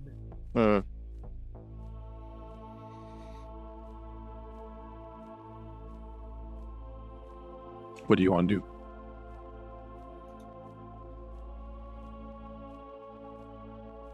Do I get the information from Swain that the card is disintegrating within the next few hours? He hasn't said anything. Damn it, Kurt. Well, it seems as though we're going to Eden Park. How? So, and she looks down. She's still in her nightgown and this big billowing robe with ostrich feathers. Perfect. I feel as though I might need to change. I do look a bit silly. Not quite the outfit of a officer. Which it seems as though I'll be playing the part of again. Hopefully only today. How far away is this Eden Park? Well, I'd say in your spinner it wouldn't take too much time. Like, do you have an actual time or just an approximation? Storyteller To get to Eden Park? in a spinner. In a spinner, like 15 minutes. Okay. 15 minutes, Nicholas. Is that okay for you? Yeah, time is of the essence. Of course. Then let's beat feet and get moving. As we all start loading up or heading out towards the spinner, I'm just going to take a long, hard stare at Swain. He'll stare right and back. go, We know each other. "We certainly do. And honestly, I'm very surprised to see you alive." And I turn and go. As you're walking away, he says, well, reports of my death are greatly exaggerated. Isn't that what they say? Athena. While they get changed, come with me. Okay. You can have that discussion once you come back from break. As we will now take a little break while Phyllis slips into something less comfortable.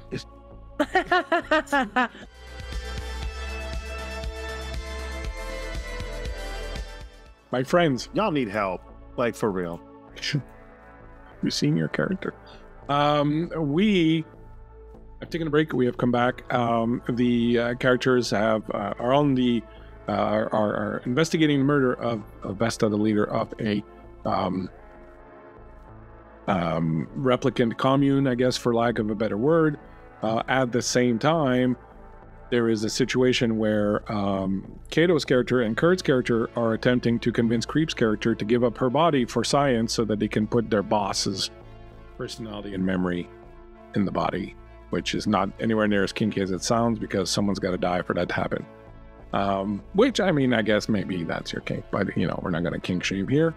And meanwhile, Twitch, who has just after a whole year of heartbreak found his love again, is perhaps fearing that he may lose her again. For Twitch. It's true. For Twitch. Oh boy. Yeah. Twitch will be back at new Musos and Franks and Ryan and his dirty martini.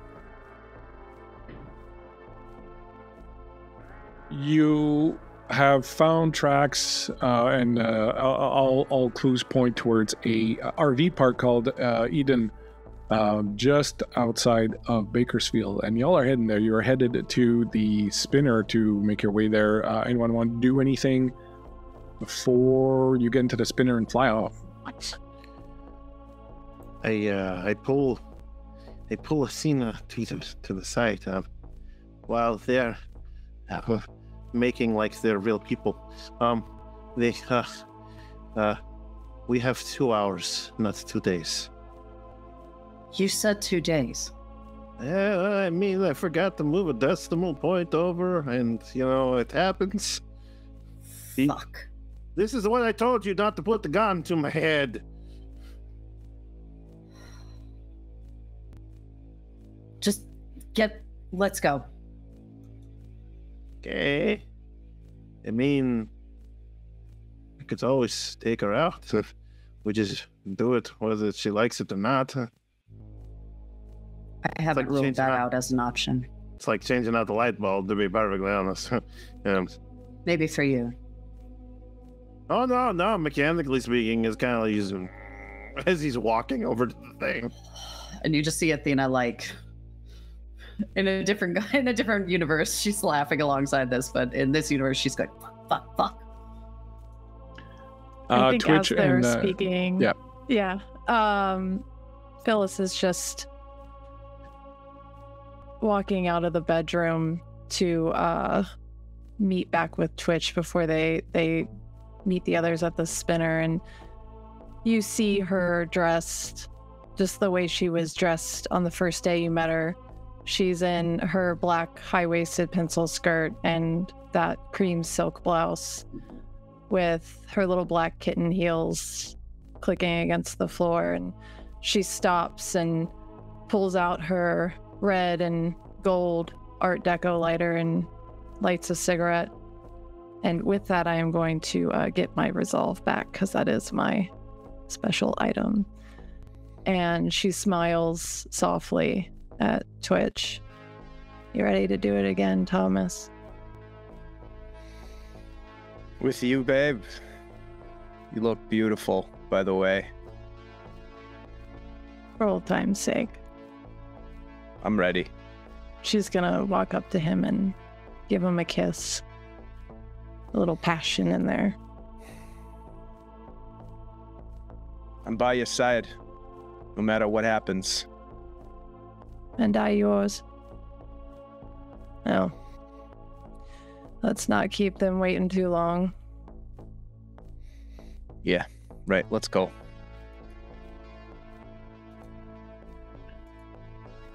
The flight out of Bakersfield is interesting because you notice for the first time Twitch and Phyllis, because you probably haven't taken a spinner here, but maybe. In any case, again, there's that circle around Bakersfield where like it cuts very dramatically. It goes from some green and some trees and stuff like that to the desert. The rest is this barren, rocky, orange desert that just won't quit. And as you're flying in, you'll see looming ahead the RV park. just this, like, it's the kind of place you would imagine seeing, you know, hey, kiddo, in New Mexico. You know, like with the just in the desert, like that's totally what it is. Like California has just become this total kind of weird desert. Bunch of RVs, different types of things, some nice big ones, some smaller ones, some just some lean-tos and some shacks and whatnot. Antennas everywhere. Kids running around. There's, you know, it's just what you would expect to find them out in the desert, but in California. You land not too far. As you are coming in, I'll have everyone give me an observation roll, please.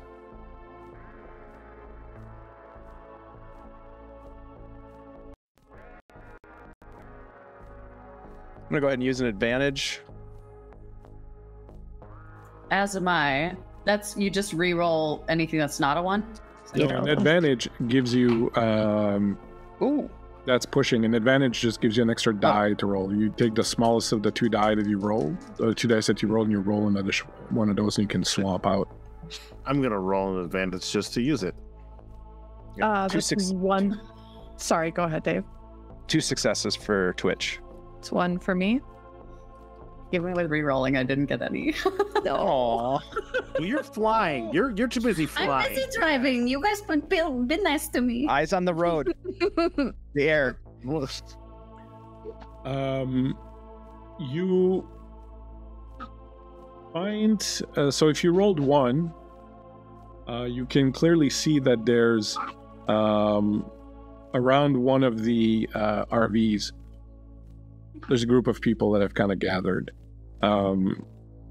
So there's like something sort of going on in one of the RVs, and those of you who rolled 2 can see that there's one specific guy. And Twitch, how many did you roll? Yeah, so Twitch, you recognize Horvath. He's this tall, kind of scarecrowy kind of feller. Like I said, former Blade Runner, self-appointed sheriff of the place, who's kind of talking to everyone and kind of, you know, trying to calm people down. And when as you're landing, you see this. Then as you come in and people kind of start turning and they see you land a little bit outside of the RV park, I would assume. But you see kind of people turn and some consternation and whatnot. So there's a guy here we're going to talk to. His name's Horvath. Just so everybody knows, he's, I guess, what passes for the law in this little enclave. Let's play nice. Let's get some intel. See what he knows. Work the crowd a bit, right? Just like old times, Phyllis. Just like old times. You walk into the RV, and the thing that strikes you, especially I would say,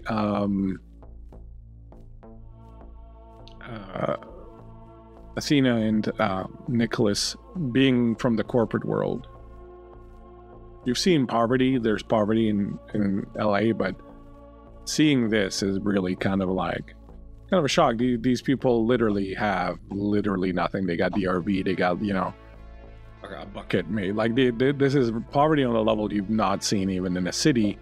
And to see that they would rather live here out in the sun, out in this pollution, because they're not in the geodome, in this pollution, rather than be in LA, sort of says a lot. And you certainly, being people who live really in the top of the towers and above the clouds and all that, like, this is the kind of thing you've not really had to encounter very often, or perhaps at all, unless your background is that you came from there. But so it's very striking as you see this. As you approach, people are sort of turning towards you, and someone leans to somebody else and goes, "Fuck, the cops got here fast, man." And you can see Horvath up at the front going, "Jesus fucking Christ, is that Twitch Flanagan?" That's right. Horvath, you old bastard, what you get yourself into this time? What is it, some sort of community event going on here? Fucking RDU sent you? How'd they know? Nah. Been retired from that bullshit for quite some time. Oh, long I see. enough. You finally Not came to your long senses. enough, if you know what I mean. What's going on here? We're here on business. Well, you come at a pretty strange time because kind of got business of my own right here in this RV. Maybe we can help each other out a little bit. Oh no! Come here and kill one of my parishioners last night. Afraid I didn't. They deserve it. No, I wouldn't say so. And if you sort of fall in step with him as he goes back. Female Vic, she's a local here. Her name's Tamara. Good girl, no problems. Model citizen. She went out to the gas station last night on foot. She came back with some guy she met there. They spend the night in their RV. No one, the RVs are rocking, don't come and knocking. No one kind of, pestered them or kind of bothered them or really kind of looked into it. By the time sun came up, guy was out of here, and then next thing we know, he's in there, dead, strangled. Still there? You bag her up yet? She's still in there. I mean, she's a skin job, so, whoever did this had to be pretty freaking strong or also be a skin job. You mind if we take a quick look? We got ourselves a problem back at, back in our community as well. I think those things might be connected? It's possible. Just kind of tracking down every possible lead we can. You know how it is. Orvath. Yeah. Look at us. Two retired dicks. Still out here dicking around. Yep. Hey, what's with the entourage? I It's recognize you're a story. special lady there, but what are these two suits? Corporate stiffs. Long story, Horvath. Yeah, isn't it But they're always? with us for now. All right, well, look, I'm responsible, so, don't shit the bed in there. Yeah. Understood.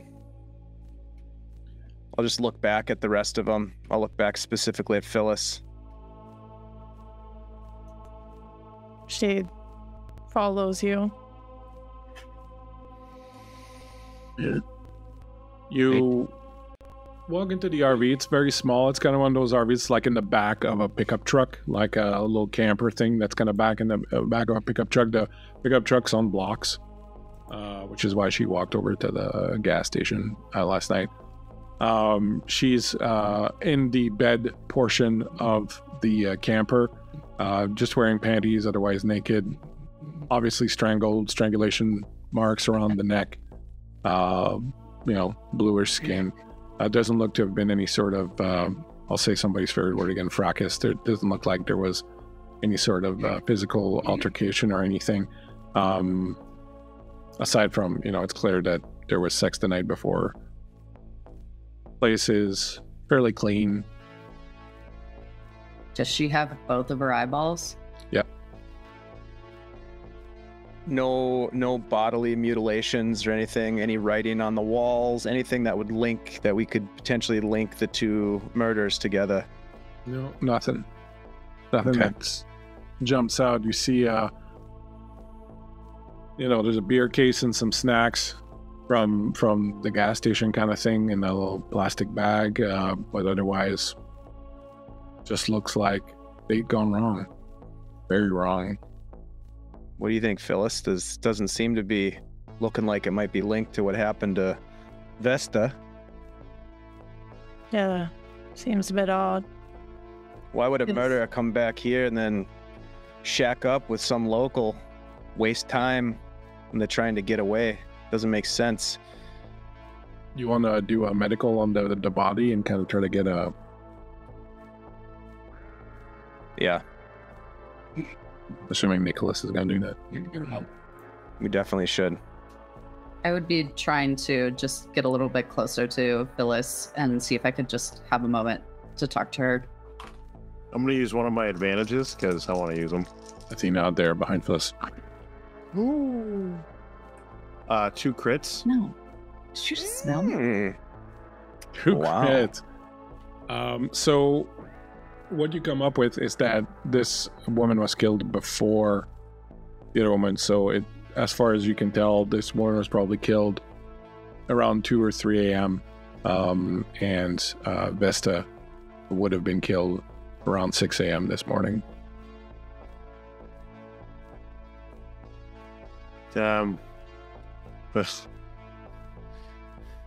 Seems that he came in and he had his way with her, and like Nicholas like mounts her and puts his hands on her, like the corpse's throat. And after he was done with her, he left. She died first. Nicholas, if you don't get off of her right now, I'm going to get a spray bottle. Why? Get off the body. Why?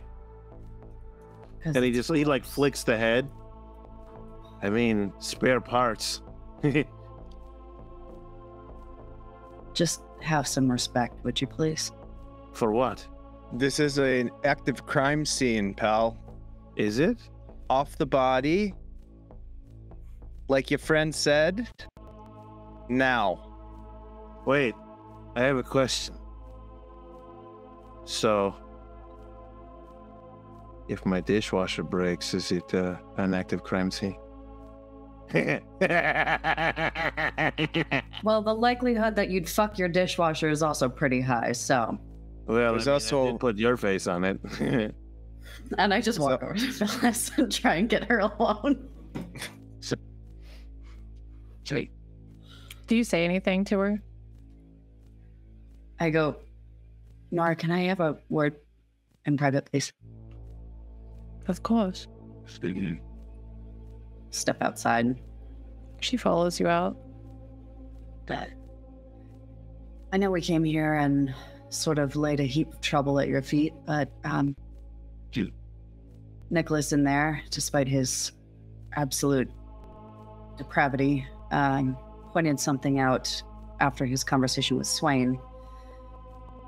It seems the 2-day timeline that we had talked about with getting Aster reinstalled is more like 2 hours, probably less now.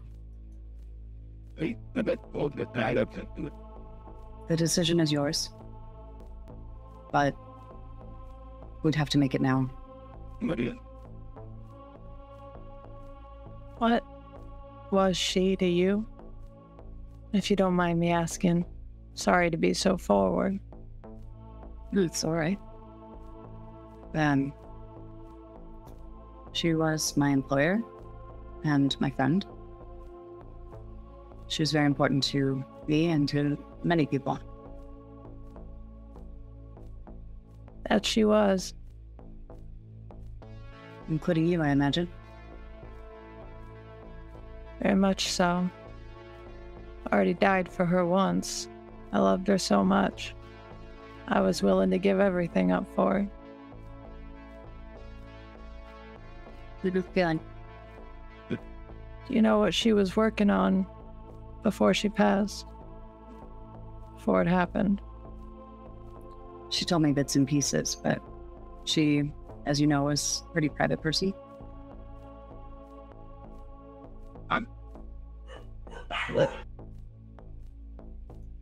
Well,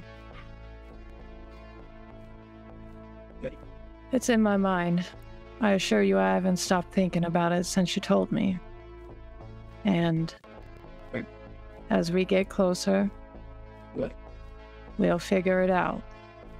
But my people are in trouble right now, and I have to do everything I can for them before that decision comes. I'm trying to stay focused on one thing at a time, because if I start thinking about too many things, and I won't be getting anything done. Of course. Again, the decision is yours. I just need to let you know that the timeline had moved up pretty significantly. She was more than just a friend for you, wasn't she?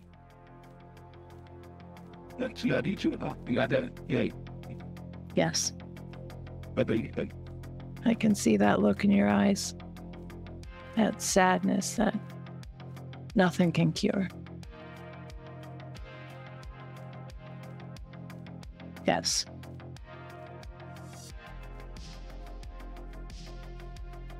I understand that. I think there's someone here that'll be able to understand that more than anybody. It's that man in there. My partner, Thomas. I know. I don't want to do that to him any more than I want to do this to you, but I figured it was worth a shot. All right. Let's get back in there and get to work. You help me, and maybe I'll be able to help you. Copy that. I'm gonna look for tracks. And I'm gonna branch off and see if I can find matching boot prints. Phyllis is gonna go inside. Is Horvath still standing in there? Yeah, he's at the door, kind of, trying to keep people calm. And you're not touching anything, are you? In there, Twitch? You're not breaking anything? Now I think we're pretty much close to done in here. So yeah, he's there. Phyllis. Horvath. There are no witnesses. No one saw nothing. No one heard nothing. Couple people saw the fellow she was with. They said he was big, burly, bald head,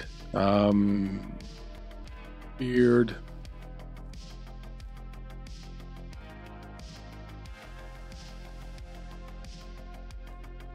Any of those people around? Can I talk to them? Sure. Hey, Davey, come over here. Tell this lady what you told me earlier about what you saw here last night. Hey, lady. Look, I didn't see too much. We kind of mind our own business here, but this guy gave her a lift back. I assume maybe that was just what was happening. I heard this this truck pulling up.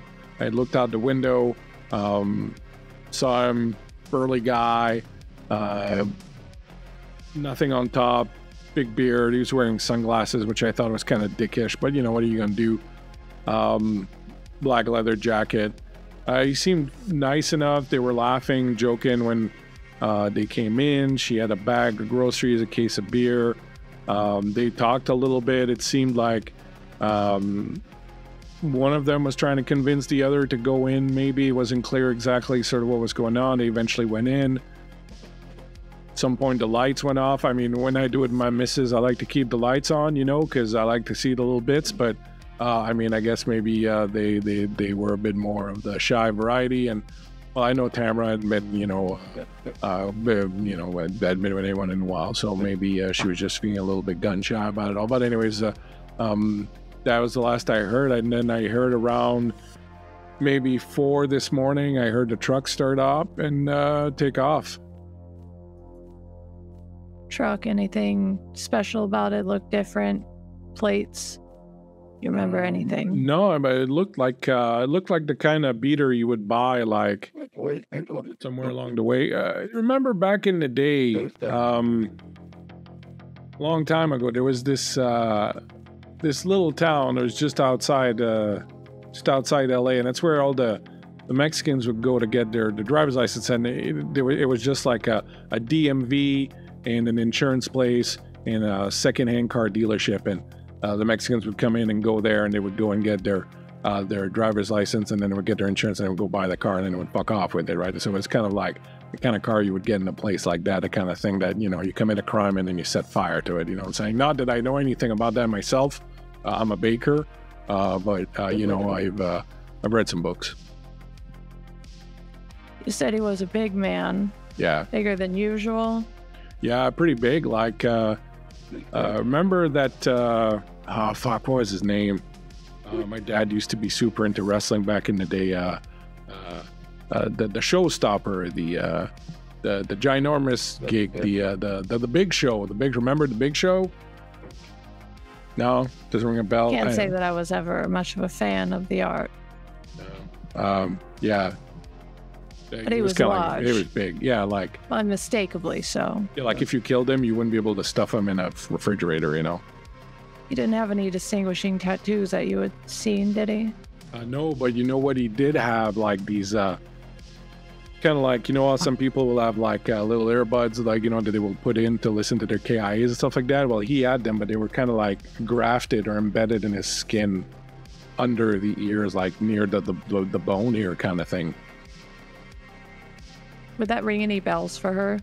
That's definitely like kind of high-end corporate mercenary, corporate killer kind of thing. It's like a communication device that just like reads off the vibrations of the bones and the jaw, and so you don't have to speak live. It's pretty high-tech stuff. All right. Thank you for your time, Davey. I appreciate that. Yeah, no problem. You look like a real classy lady. You know, it's a pleasure to help you. Yeah, if you think of any other details, you let our friend Horvath know. Well, you know, I don't think he's a big guy, but I think he had a short fuse, if you know what I mean, because that trailer wasn't rocking for very long. You know, when me and my missus go at it, you know, it lasts a good like 10, 15 minutes. You know. Thank you, Davey. Yeah, no problem. She's gonna move over to Twitch. What's Twitch doing right now? Twitch is probably puffing a heater and talking to Horvath, trying to just figure out if there's any connections between what we saw back in Bakersfield and what we just saw inside this trailer, which Twitch is starting to feel like there isn't. Phyllis, you learn anything? Well, it's a lot like the description of Vork, but you know, the man had implants behind his ears. Like mercenary shit? And that's telling me he's working with Big Corpo. Just a coincidence that our friends from Dawnstar showed up same day? Yeah, well, I'm sure Daddy Neander is looking for them. They've got Aster, so, you know. But why where Vesta? she goes, he follows. Why would Vesta be the target? That doesn't make sense to me. It just doesn't seem to add up. I'm not sure. Still piecing things together, but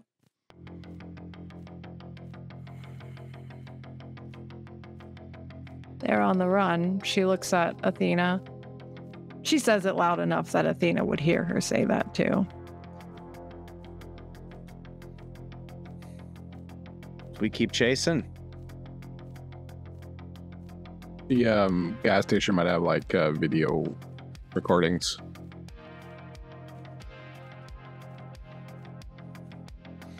Well, let's check it out. I mean, it's the best lead we got at this point. We got a physical description and a location. Said he drove an old beater truck.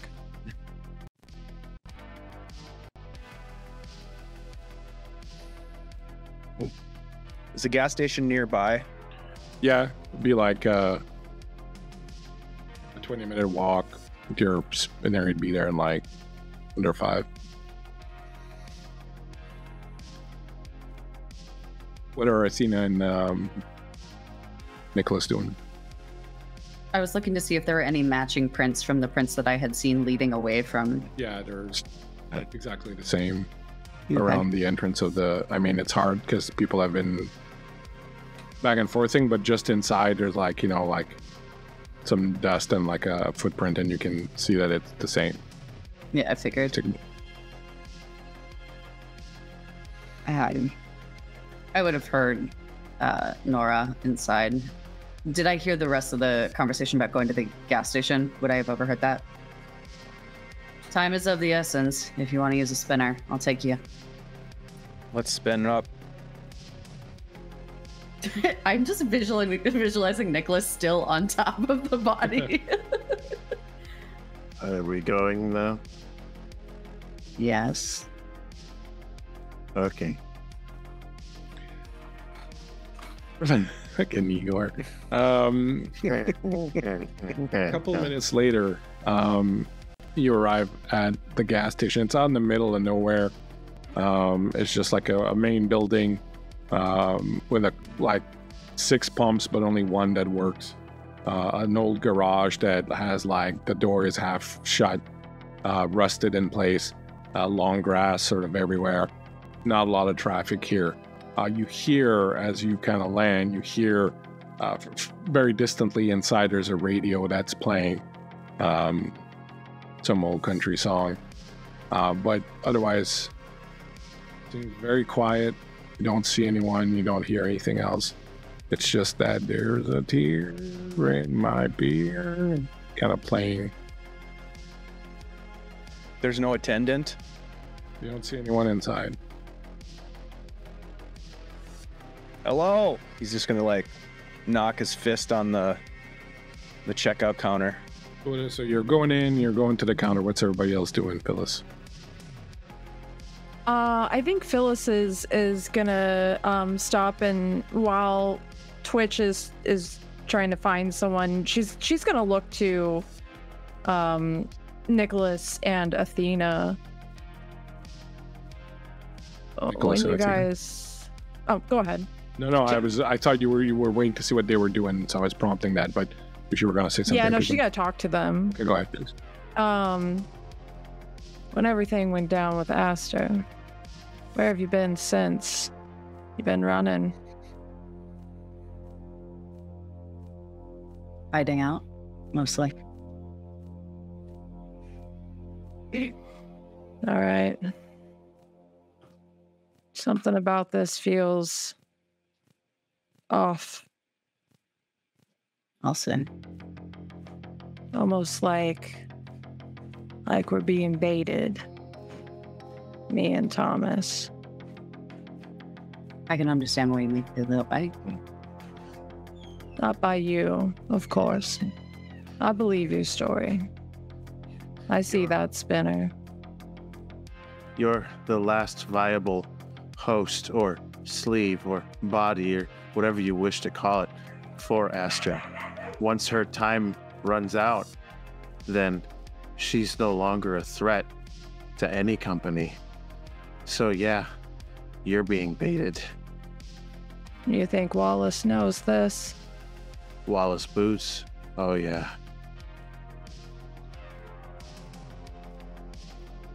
Yeah. Wonder where he is now. What curtain he's gonna pop out behind, or some lackey of his. Oh, he's jerking it to other skin jobs back at the old Tyrell building. Don't you worry. Bird of a feather and all that. Anyway. Tick-tock. Tick-tock. She's looking at Nicholas and trying to analyze him a little bit. She feels like maybe he's some sort of imposter. Maybe he's not on the side he says he's on. Do an inside roll and see if you can glean something about it. I'd love to do that with advantage. You can roll a stealth, Kurt, if you wish, or if you want to be an open book, you can just be an open book. He's an open book.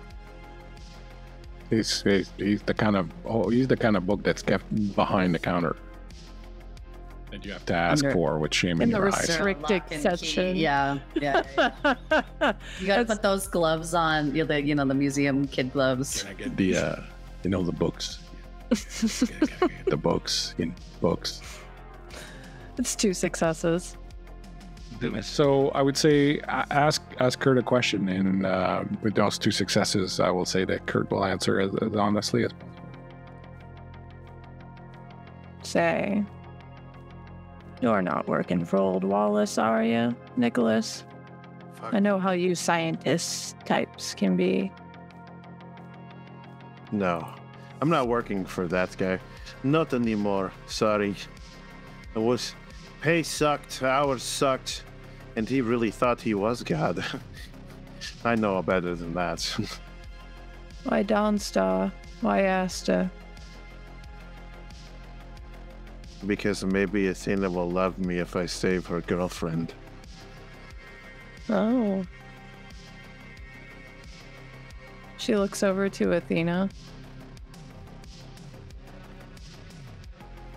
kind of gauging her face at this comment.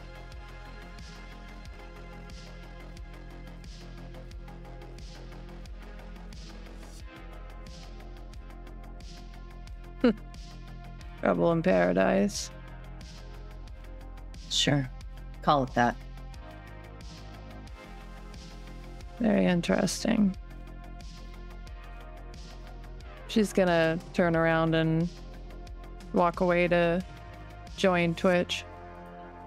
Twitch, you while this was going on, you walk inside, you go up, you knock on the thing, and as you knock on it, you notice the guy behind the counter lying on the floor, shot right through the forehead. I draw my blaster right away. He's got one of those work shirts on it with a name tag, and it says Gary. He hears Phyllis coming in from behind and just puts up his hand as if to warn her that something's not right. Something that she's seen him do a million times. And he's going to scan the room to see if there's a threat.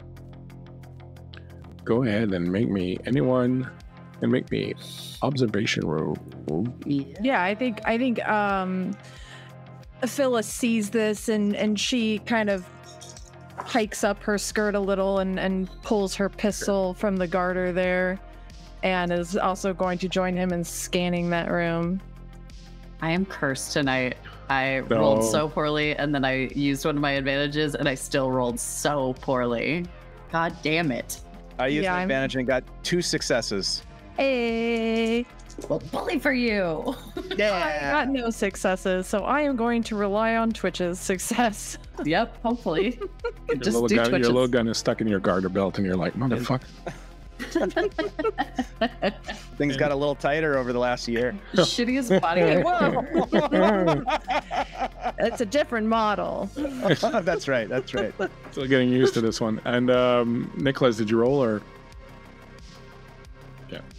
Twitch, being the first in there as the other ones are coming in, they're not kind of keyed in yet, but you smell blood and a fair amount of it coming from. There's like a door that leads to like the storage area and the bathrooms and all that, and you can smell like the smell of death coming from there.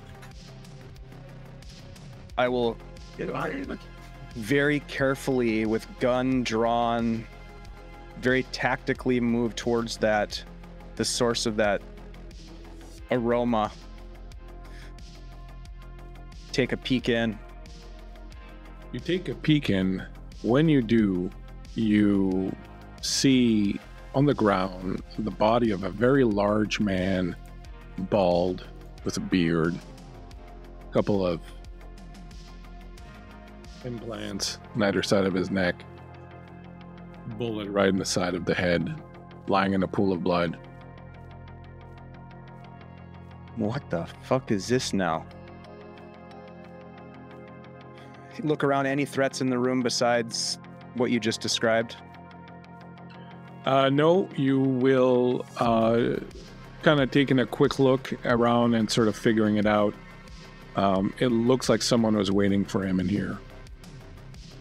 Like he walked in, really not on his guard, and someone was just kind of waiting next to the door, and he walked in and he got popped, and then probably popped Gary on the way out. Okay. Phyllis, take a look at this. Looks like we found a perp. He don't look too good. Quite frankly, neither does Gary. Wonder who did it. She's gonna look him over. Very professional, one shot, right to the side of the head. Clean kill. Is Twitch able to clear the rest of this gas station of threats at this point while Phyllis is taking care of this? You move through it. You're not going to see anything. You will, any of you, I'm guessing like some of you are probably kind of spreading around and sort of checking in. There's no other threats. You will notice 2 things. One, there is an old truck parked out back, and it looks like, and there's his footsteps that are coming from the truck and into the back of the gas station. And you see also very clearly a little bit further out in the field the markings of a spinner having landed. Story runner, weird question. It's just my brain is jumping there. Would I have seen Swain's feet at all in talking to him? No free feet pics, but would I have seen his boots or like the size of his feet, or they like? Would I have seen this while talking to him? Give me an observation. I know asking you to give me a roll tonight is just cruel, but stop being mean to me. Fighting now. Are you gonna use a observation? Are you gonna use an advantage? Yeah. Can. Yep. How are you gonna use it? I'm gonna throw myself out of a goddamn window. You haven't gotten a single 6. I haven't gotten a single 6 in like 5 rolls. You know it's okay if you roll above 6, right? I haven't. I haven't rolled above a 6. All right, P. This is terrible. Throw those dice away, girl. I literally just changed them out. This is a nightmare. Thank you, Tar 2023. An advantage. Who would you like to give it to? Let us know in the chat who you would like the advantage to go to. I'll say this. Yeah. So, Kato, you get an advantage from Tar 2023. Thank you, Tara. I'll say this, that you remember seeing his feet and you don't remember them unintended and sticking out to you, like. Okay. But, you know, you could be wrong, but you don't remember thinking, oh my God, a guy's got ginormous feet. Okay. Just wanted to check. Yep. Thank you. No, it's a good idea. No, it's a good idea. Bad rolls. Kind of shit I would do. Yeah. So, what do you do?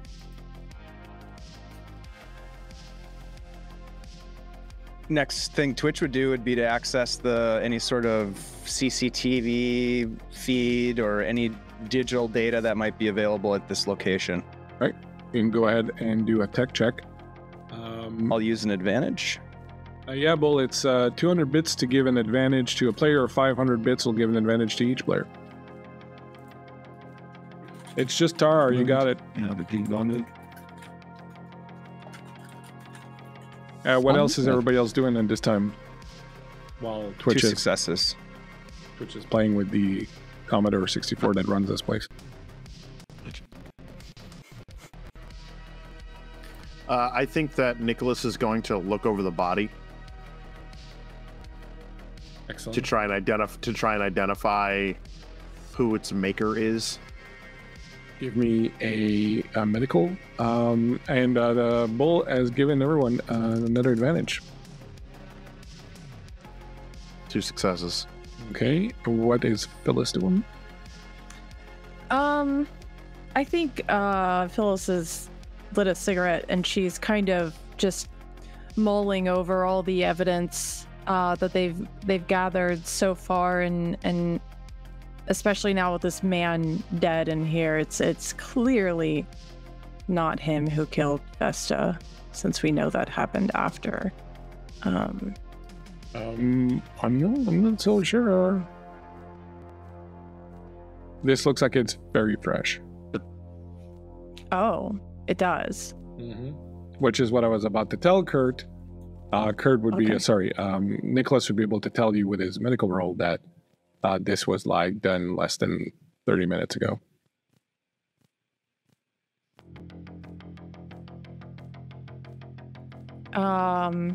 He's recent.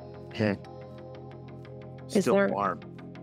Is there a weapon on the floor in this room?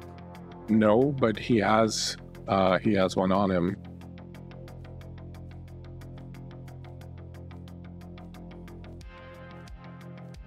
She looks to Nicholas. Do you think he could have done it himself?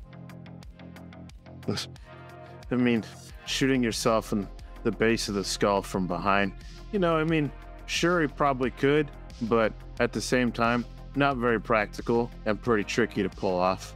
Oh, I'm sorry. I thought Bleak said it was on the side of his head. My bad. Oh, I thought it was the back of that. Still, like, his gun is still holstered.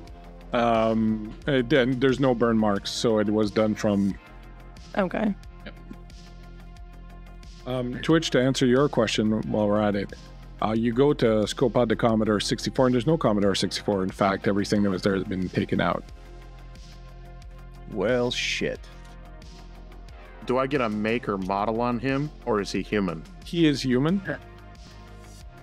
With your medical roll, you will see that he's had synthetic skin grafts. So he's had the kind of material that are used in making replicants grafted onto him. Which, can I search his body? Let me know if you say that out loud, Kurt. He's a hybrid. The hybrid. Human guts, synth out parts. You all remember that this is what Orc had. The reason Orc was so strong and that people thought he was a replicant was because he was a human that had replicant muscle grafts. You remember that they were done for him by Swain, and that this is why he killed Swain in the end, because Swain was connected to all this and he killed him to cover his tracks. When you search him, you find he also has a KIA on a communication device. Being that she's not clever with tech, she is going to take that immediately to Twitch. Give me a tech roll, Twitch. What's Athena doing?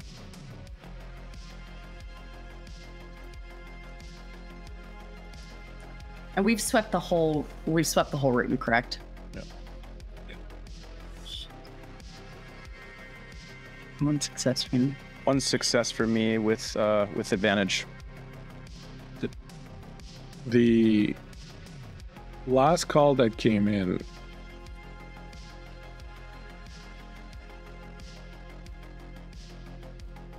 was deleted, but you managed to scrape some of the leftovers from the video call. And you see Saul Grabowski's face.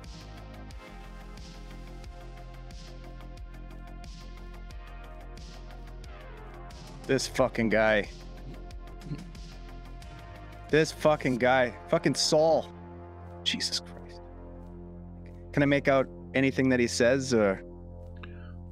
I'm gonna give you a choice of giving me a tech or an observation roll. Either you tried to repair some more of the footage, or you tried to deduce something from the footage that you see. I'll say it's an observation, trying to deduce, and I will use an advantage. I have one left after this. Can I aid him in that since I'm standing there next to him watching this? Yeah, you can. So you'll give him an advantage. Is it observation you're doing, you said, Dave, or? Yes. Yep. Observation. Yeah. So you can. So if I roll an 8 on a D8, is that a critical or no? No, it's just a success. Just success. So I got 2 successes. Okay. You don't get too much out of it. You get so what you get out of it is there seems to be a sense of this guy called Saul, he was reporting something, job done or something like that, and then something about payment. And the thing that kind of you pick up on is the call originated, or the call where Saul took the call was in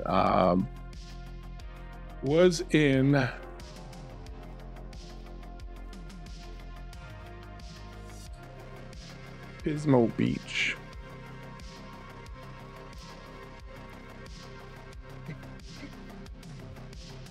Which is about from 15-20 minutes. Spin it right from here. Okay. I'll relay that information. If I remember correctly, Dave, Saul was working for Wallace at one point.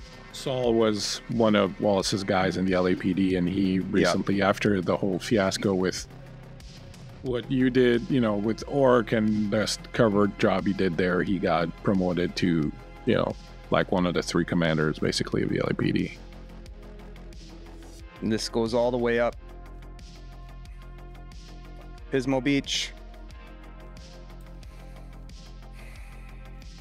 Anybody up for a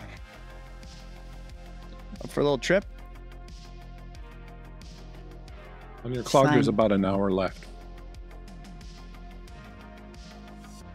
Athena, a decision has to be made soon, or it's not going to be viable. I know. I am doing my best, but I'm not going to force her hand. Time is of the essence. Where, Nicholas? I make my way over to Nora and just say, we can go to Pismo Beach. Whatever you need. But we have an hour for you to make this decision. She looks to Twitch. Don't you think it's funny? They take all that equipment out of here. They leave that. She looks down at the KIA on him. You think it's a setup? Yeah. It's starting to feel like one. I'll tell you one thing, Phyllis. This time I'm ready to put Saul down. Yeah. But to what end? We go there. Not only are we delivering ourselves, but we're giving him Aster. Because these 2 are gonna come with us. And what? We all show up on his door like some pretty little package.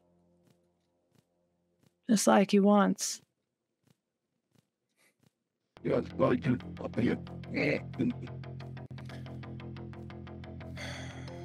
are you thinking, Phyllis? You gonna go through with their little scheme to save Aster? Is that what you want to do? I think you know what we gotta do, Rich. Thomas. I think you know what's good and right. Down in your heart, no matter how much it pains you.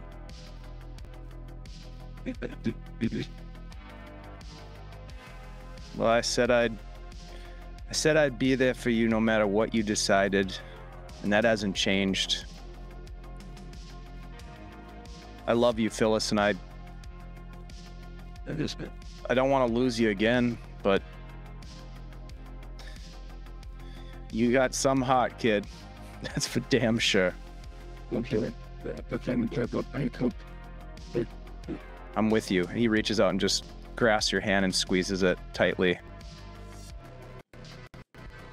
You know, Thomas, that I love you more than anything. You're the most important thing to me. But we can't keep living like this. Running, hiding. And these 2 have done a good job. Hell, Wallace might not know where they are right now. And that's a good thing. He's trying to flush us out to him. And he sure does know how to do it. Bringing up an old case.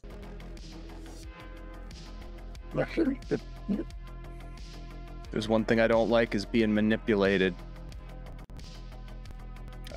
I agree with you. We go out there now, we're walking right into a hornet's nest. Yeah, we At least here we got our fate in our own hands. and these 2, they got a chance. Aster, she's got a chance. And I know that she's gonna do real good. Wallace wouldn't want her so bad if she wasn't.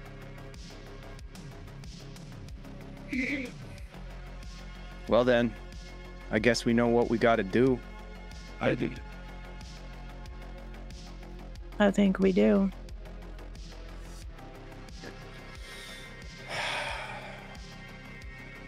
All right then. Yes. Let's do it. We will Twit. pause here for a second and go back. And first of all, thank you for the raid and God Crit. Aaron, thank you so much for coming in with the raid. We appreciate you. Whilst this conversation is going on, what are Athena and Nicholas doing? Are we privy to it at all, or is it a private conversation? Leave it up to them. Oh, she's saying this right in front of everybody. Yeah. Yeah. Yeah, agreed. Athena just looks at Twitch and goes, I'm really sorry. I hope you know that. I do. You know that this is the only way to take down Wallace. Aster's the only one who could do it. And if you want Saul, better have the biggest, baddest gun on your side, right? Right.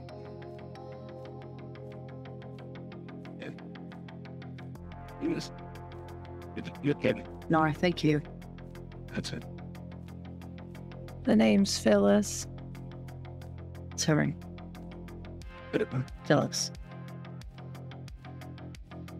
Thanks.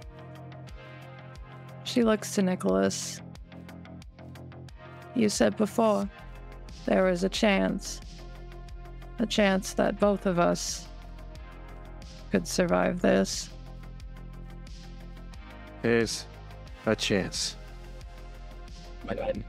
Well, I don't like to count my eggs before they hatch. I'm not that kind of girl. She's gonna look to Twitch. If there is a chance, it would be real nice, wouldn't it? Whatever you can do, Doc.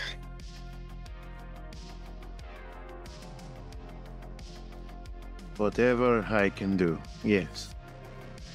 But the two of you mind giving us a moment of privacy before we do this little thing? I'll be in the other room. Give me the node, and I will prepare. And he like pulls up his surgical bag kind of thing and like holds his hand out to Athena. Just don't do anything weird, okay? Right. Nothing weird. And he takes it and he goes into the other room.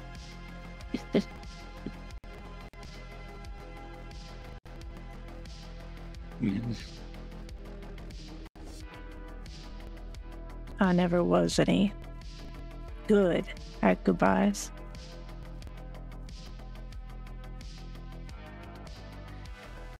Don't be getting sad. It's hard not to. I know what it's like to not have you in my life. It ain't easy, but hey, I'm optimistic this time. We got a creepy scientist troll-like fella rooting around inside that beautiful head of yours. Shit. I did it once before. Maybe I can do it again. Who knows?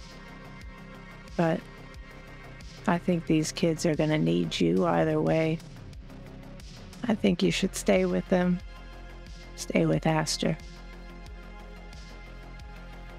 I Think you got it in you? I will promise you on my life that I will be by your side, by her side, till the end. You're a good man, Thomas.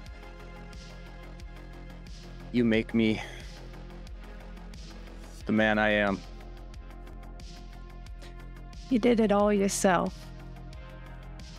I was just here to help you along when you fell down. That's for damn sure. Just gotta pull her close at this point. No. This ain't goodbye. No. Shut up, Thomas, and kiss me. He'll lean in.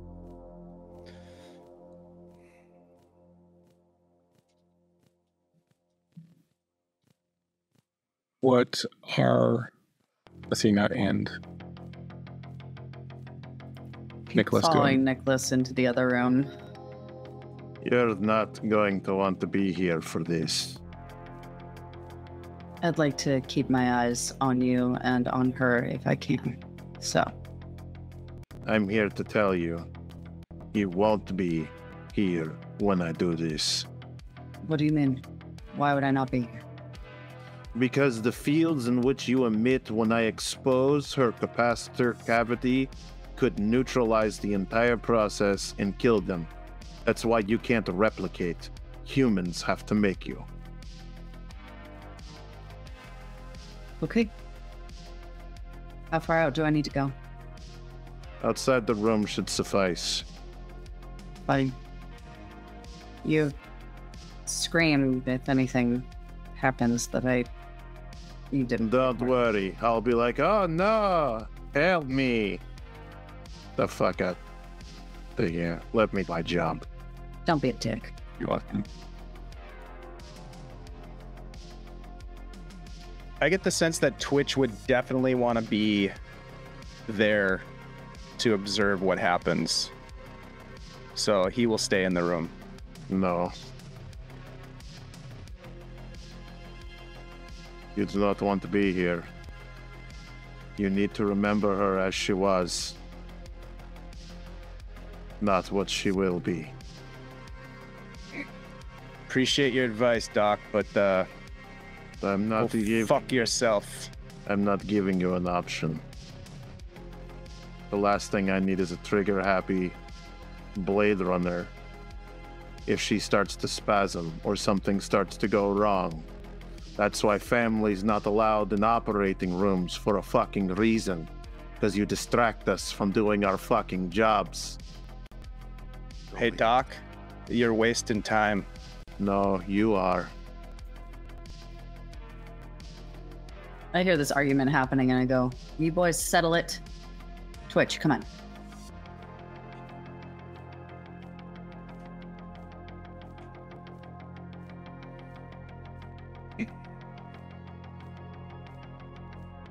Can I get a read on him? Because this seems sus to her. All of a sudden, he won't let anyone in. Like, he's very much the whole, like, look, I've been playing in your wheelhouse all fucking day. This is my wheelhouse and my rules. You know, I'm gonna approach him.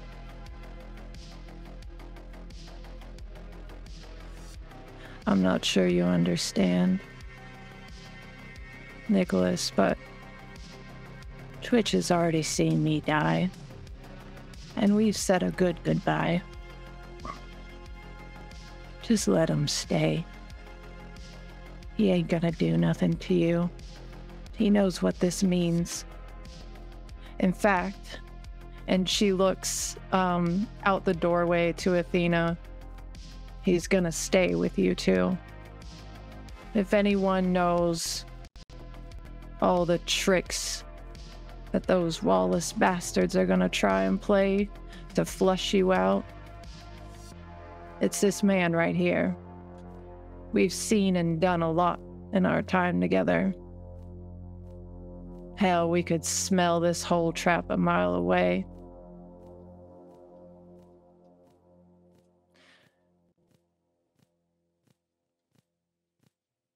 Let him stay. For me. Don't you worry, Phyllis. I ain't going nowhere. as you wish. Thank Athena, you still need to stay outside, though. That's Yeah. our job. Fucking got it. Just get to work, Nikki. He goes about setting out his stuff, and he's got the node in his hand. Do you want to know what's going to happen? Please. You're going to feel like you've entered a dream. And you're going to feel like you're forever in that dream. You will not feel your limbs. You will not feel your heart. You will not feel any of the mechanisms that control you. And for as long as the containment will hold, you will stay like this. It is much like they say life flashing before eyes when you die. Only you're going to last a little longer. And he looks over.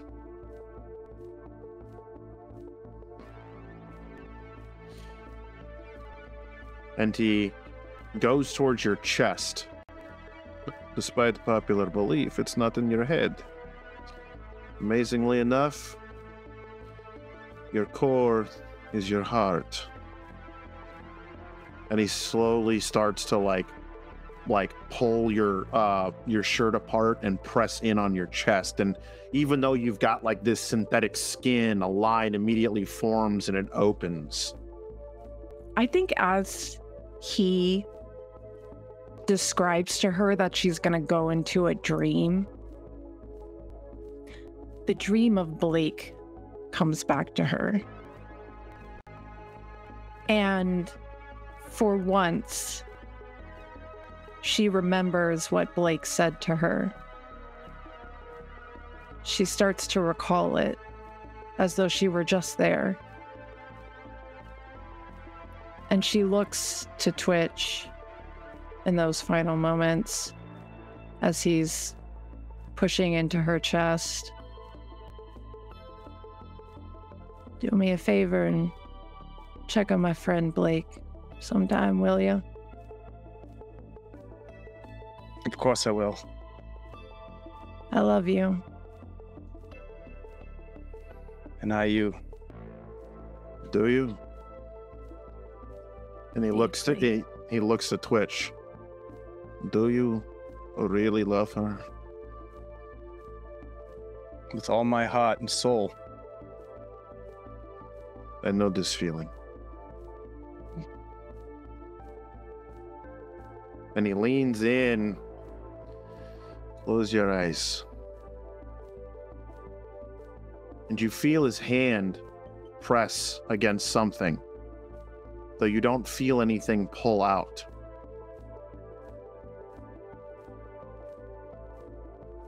Wake up. You are Aster.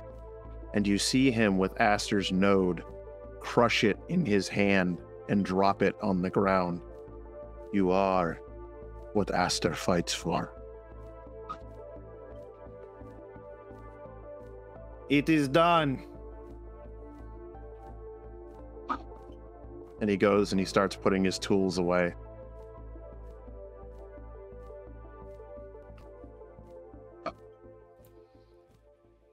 It's done. I guess so. I am going to catch the next bus back to the city. Okay. And hey, Doc. He leaves. Yes. Thank you. Keep the dream alive. And he just slowly kind of meanders out of the room. What's Athena feeling about this? Athena wasn't in the room, so unless I was told, Yeah, right, I don't right. know. It's done. The right person is in the right body. Take me home. Fine. And thank you. Don't thank me yet. We'll see if she is what she claims to be. Hopefully it didn't degrade too much.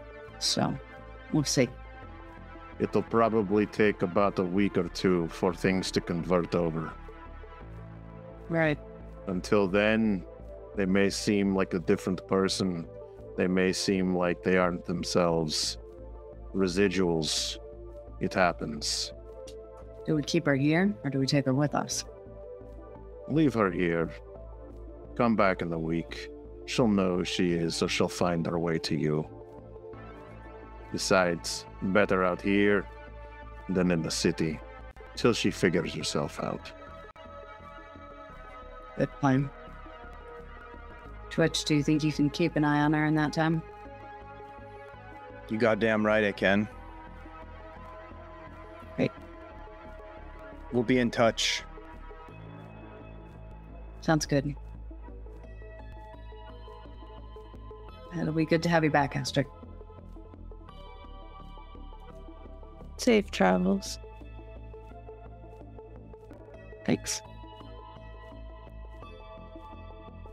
They depart. The two of you are left alone in this decrepit gas station. A couple of dead bodies lying around you. You do.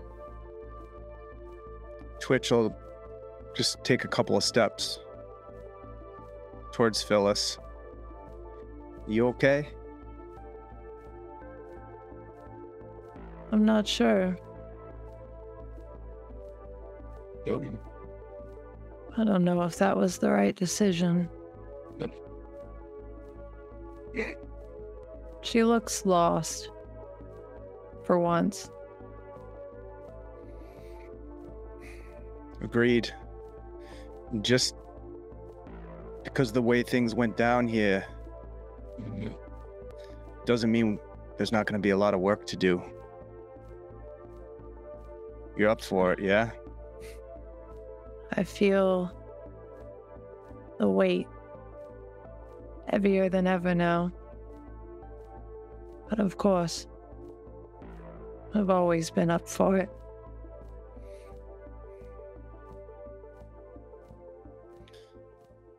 Well, what do you say we go home, get things sorted out, and we'll carry that weight together? That sounds good.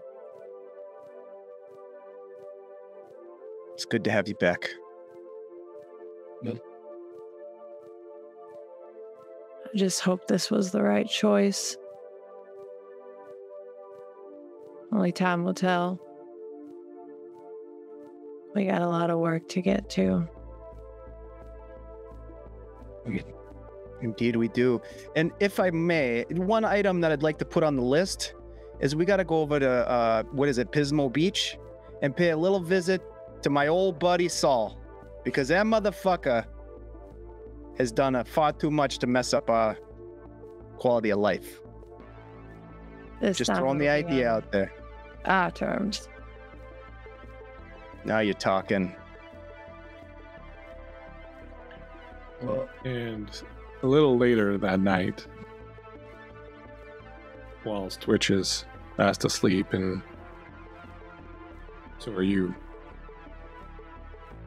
you're standing atop a dusty, barren hill. It's hot. The horizon is just a shimmering haze. You hear rocks moving and dust is kicked up somewhere just beyond the crest of the hill. You know they're hiding out there. Pecks. With their erections and their rocks. Waiting for him. Just as you are. Then you see him, carrying his burden on his shoulders. It looks heavy, but he's moving with a pretty good pace. And as he climbs the crest of the hill and comes into view, you can see why he's not alone. Aster is with him, helping carry the load. And the two of you approach you. Aster looks at you and goes, "Mother."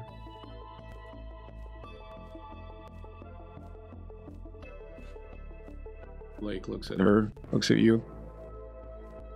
You two know each other then. I've missed you.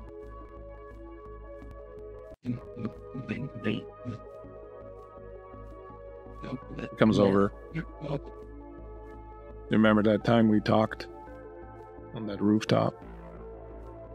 I do.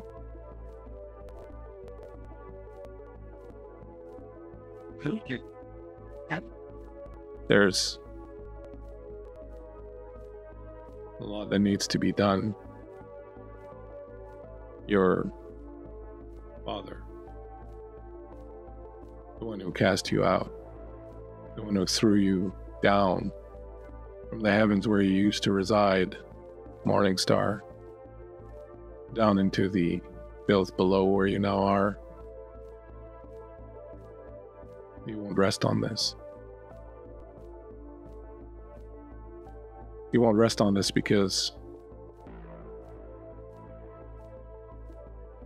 this is all part of his plan.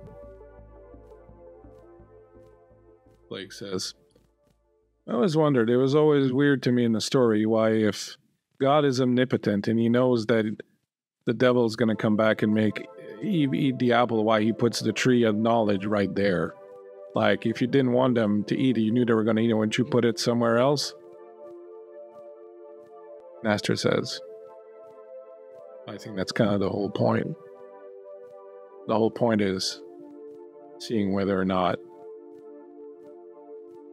they're going to defy fate.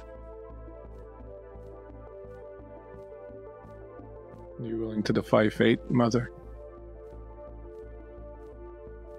I am. Well, I think we should take a while, and you should listen to what our friend here has to say. He knows a lot about this kind of stuff. And Blake looks at you and goes, only you could see what I've seen with these eyes. Perhaps you'll help me too. Let's sit and talk. I'm gonna need all the help I can get. He smiles at you. She takes your hand. And that, my friends, is where we will end tonight's little Blade Runner episode. Bravo. Great session, you guys. Thank you so much, my good friends. I will absolutely go on record and say that I was as surprised as everybody else about the ending. I totally did not see that coming, and that's the best part of these games that we play, when the players do stuff that completely comes out of nowhere and creates a great moment. So thank you very much, Kurt, for that. Thank you, everyone, for fantastic role play, great characters.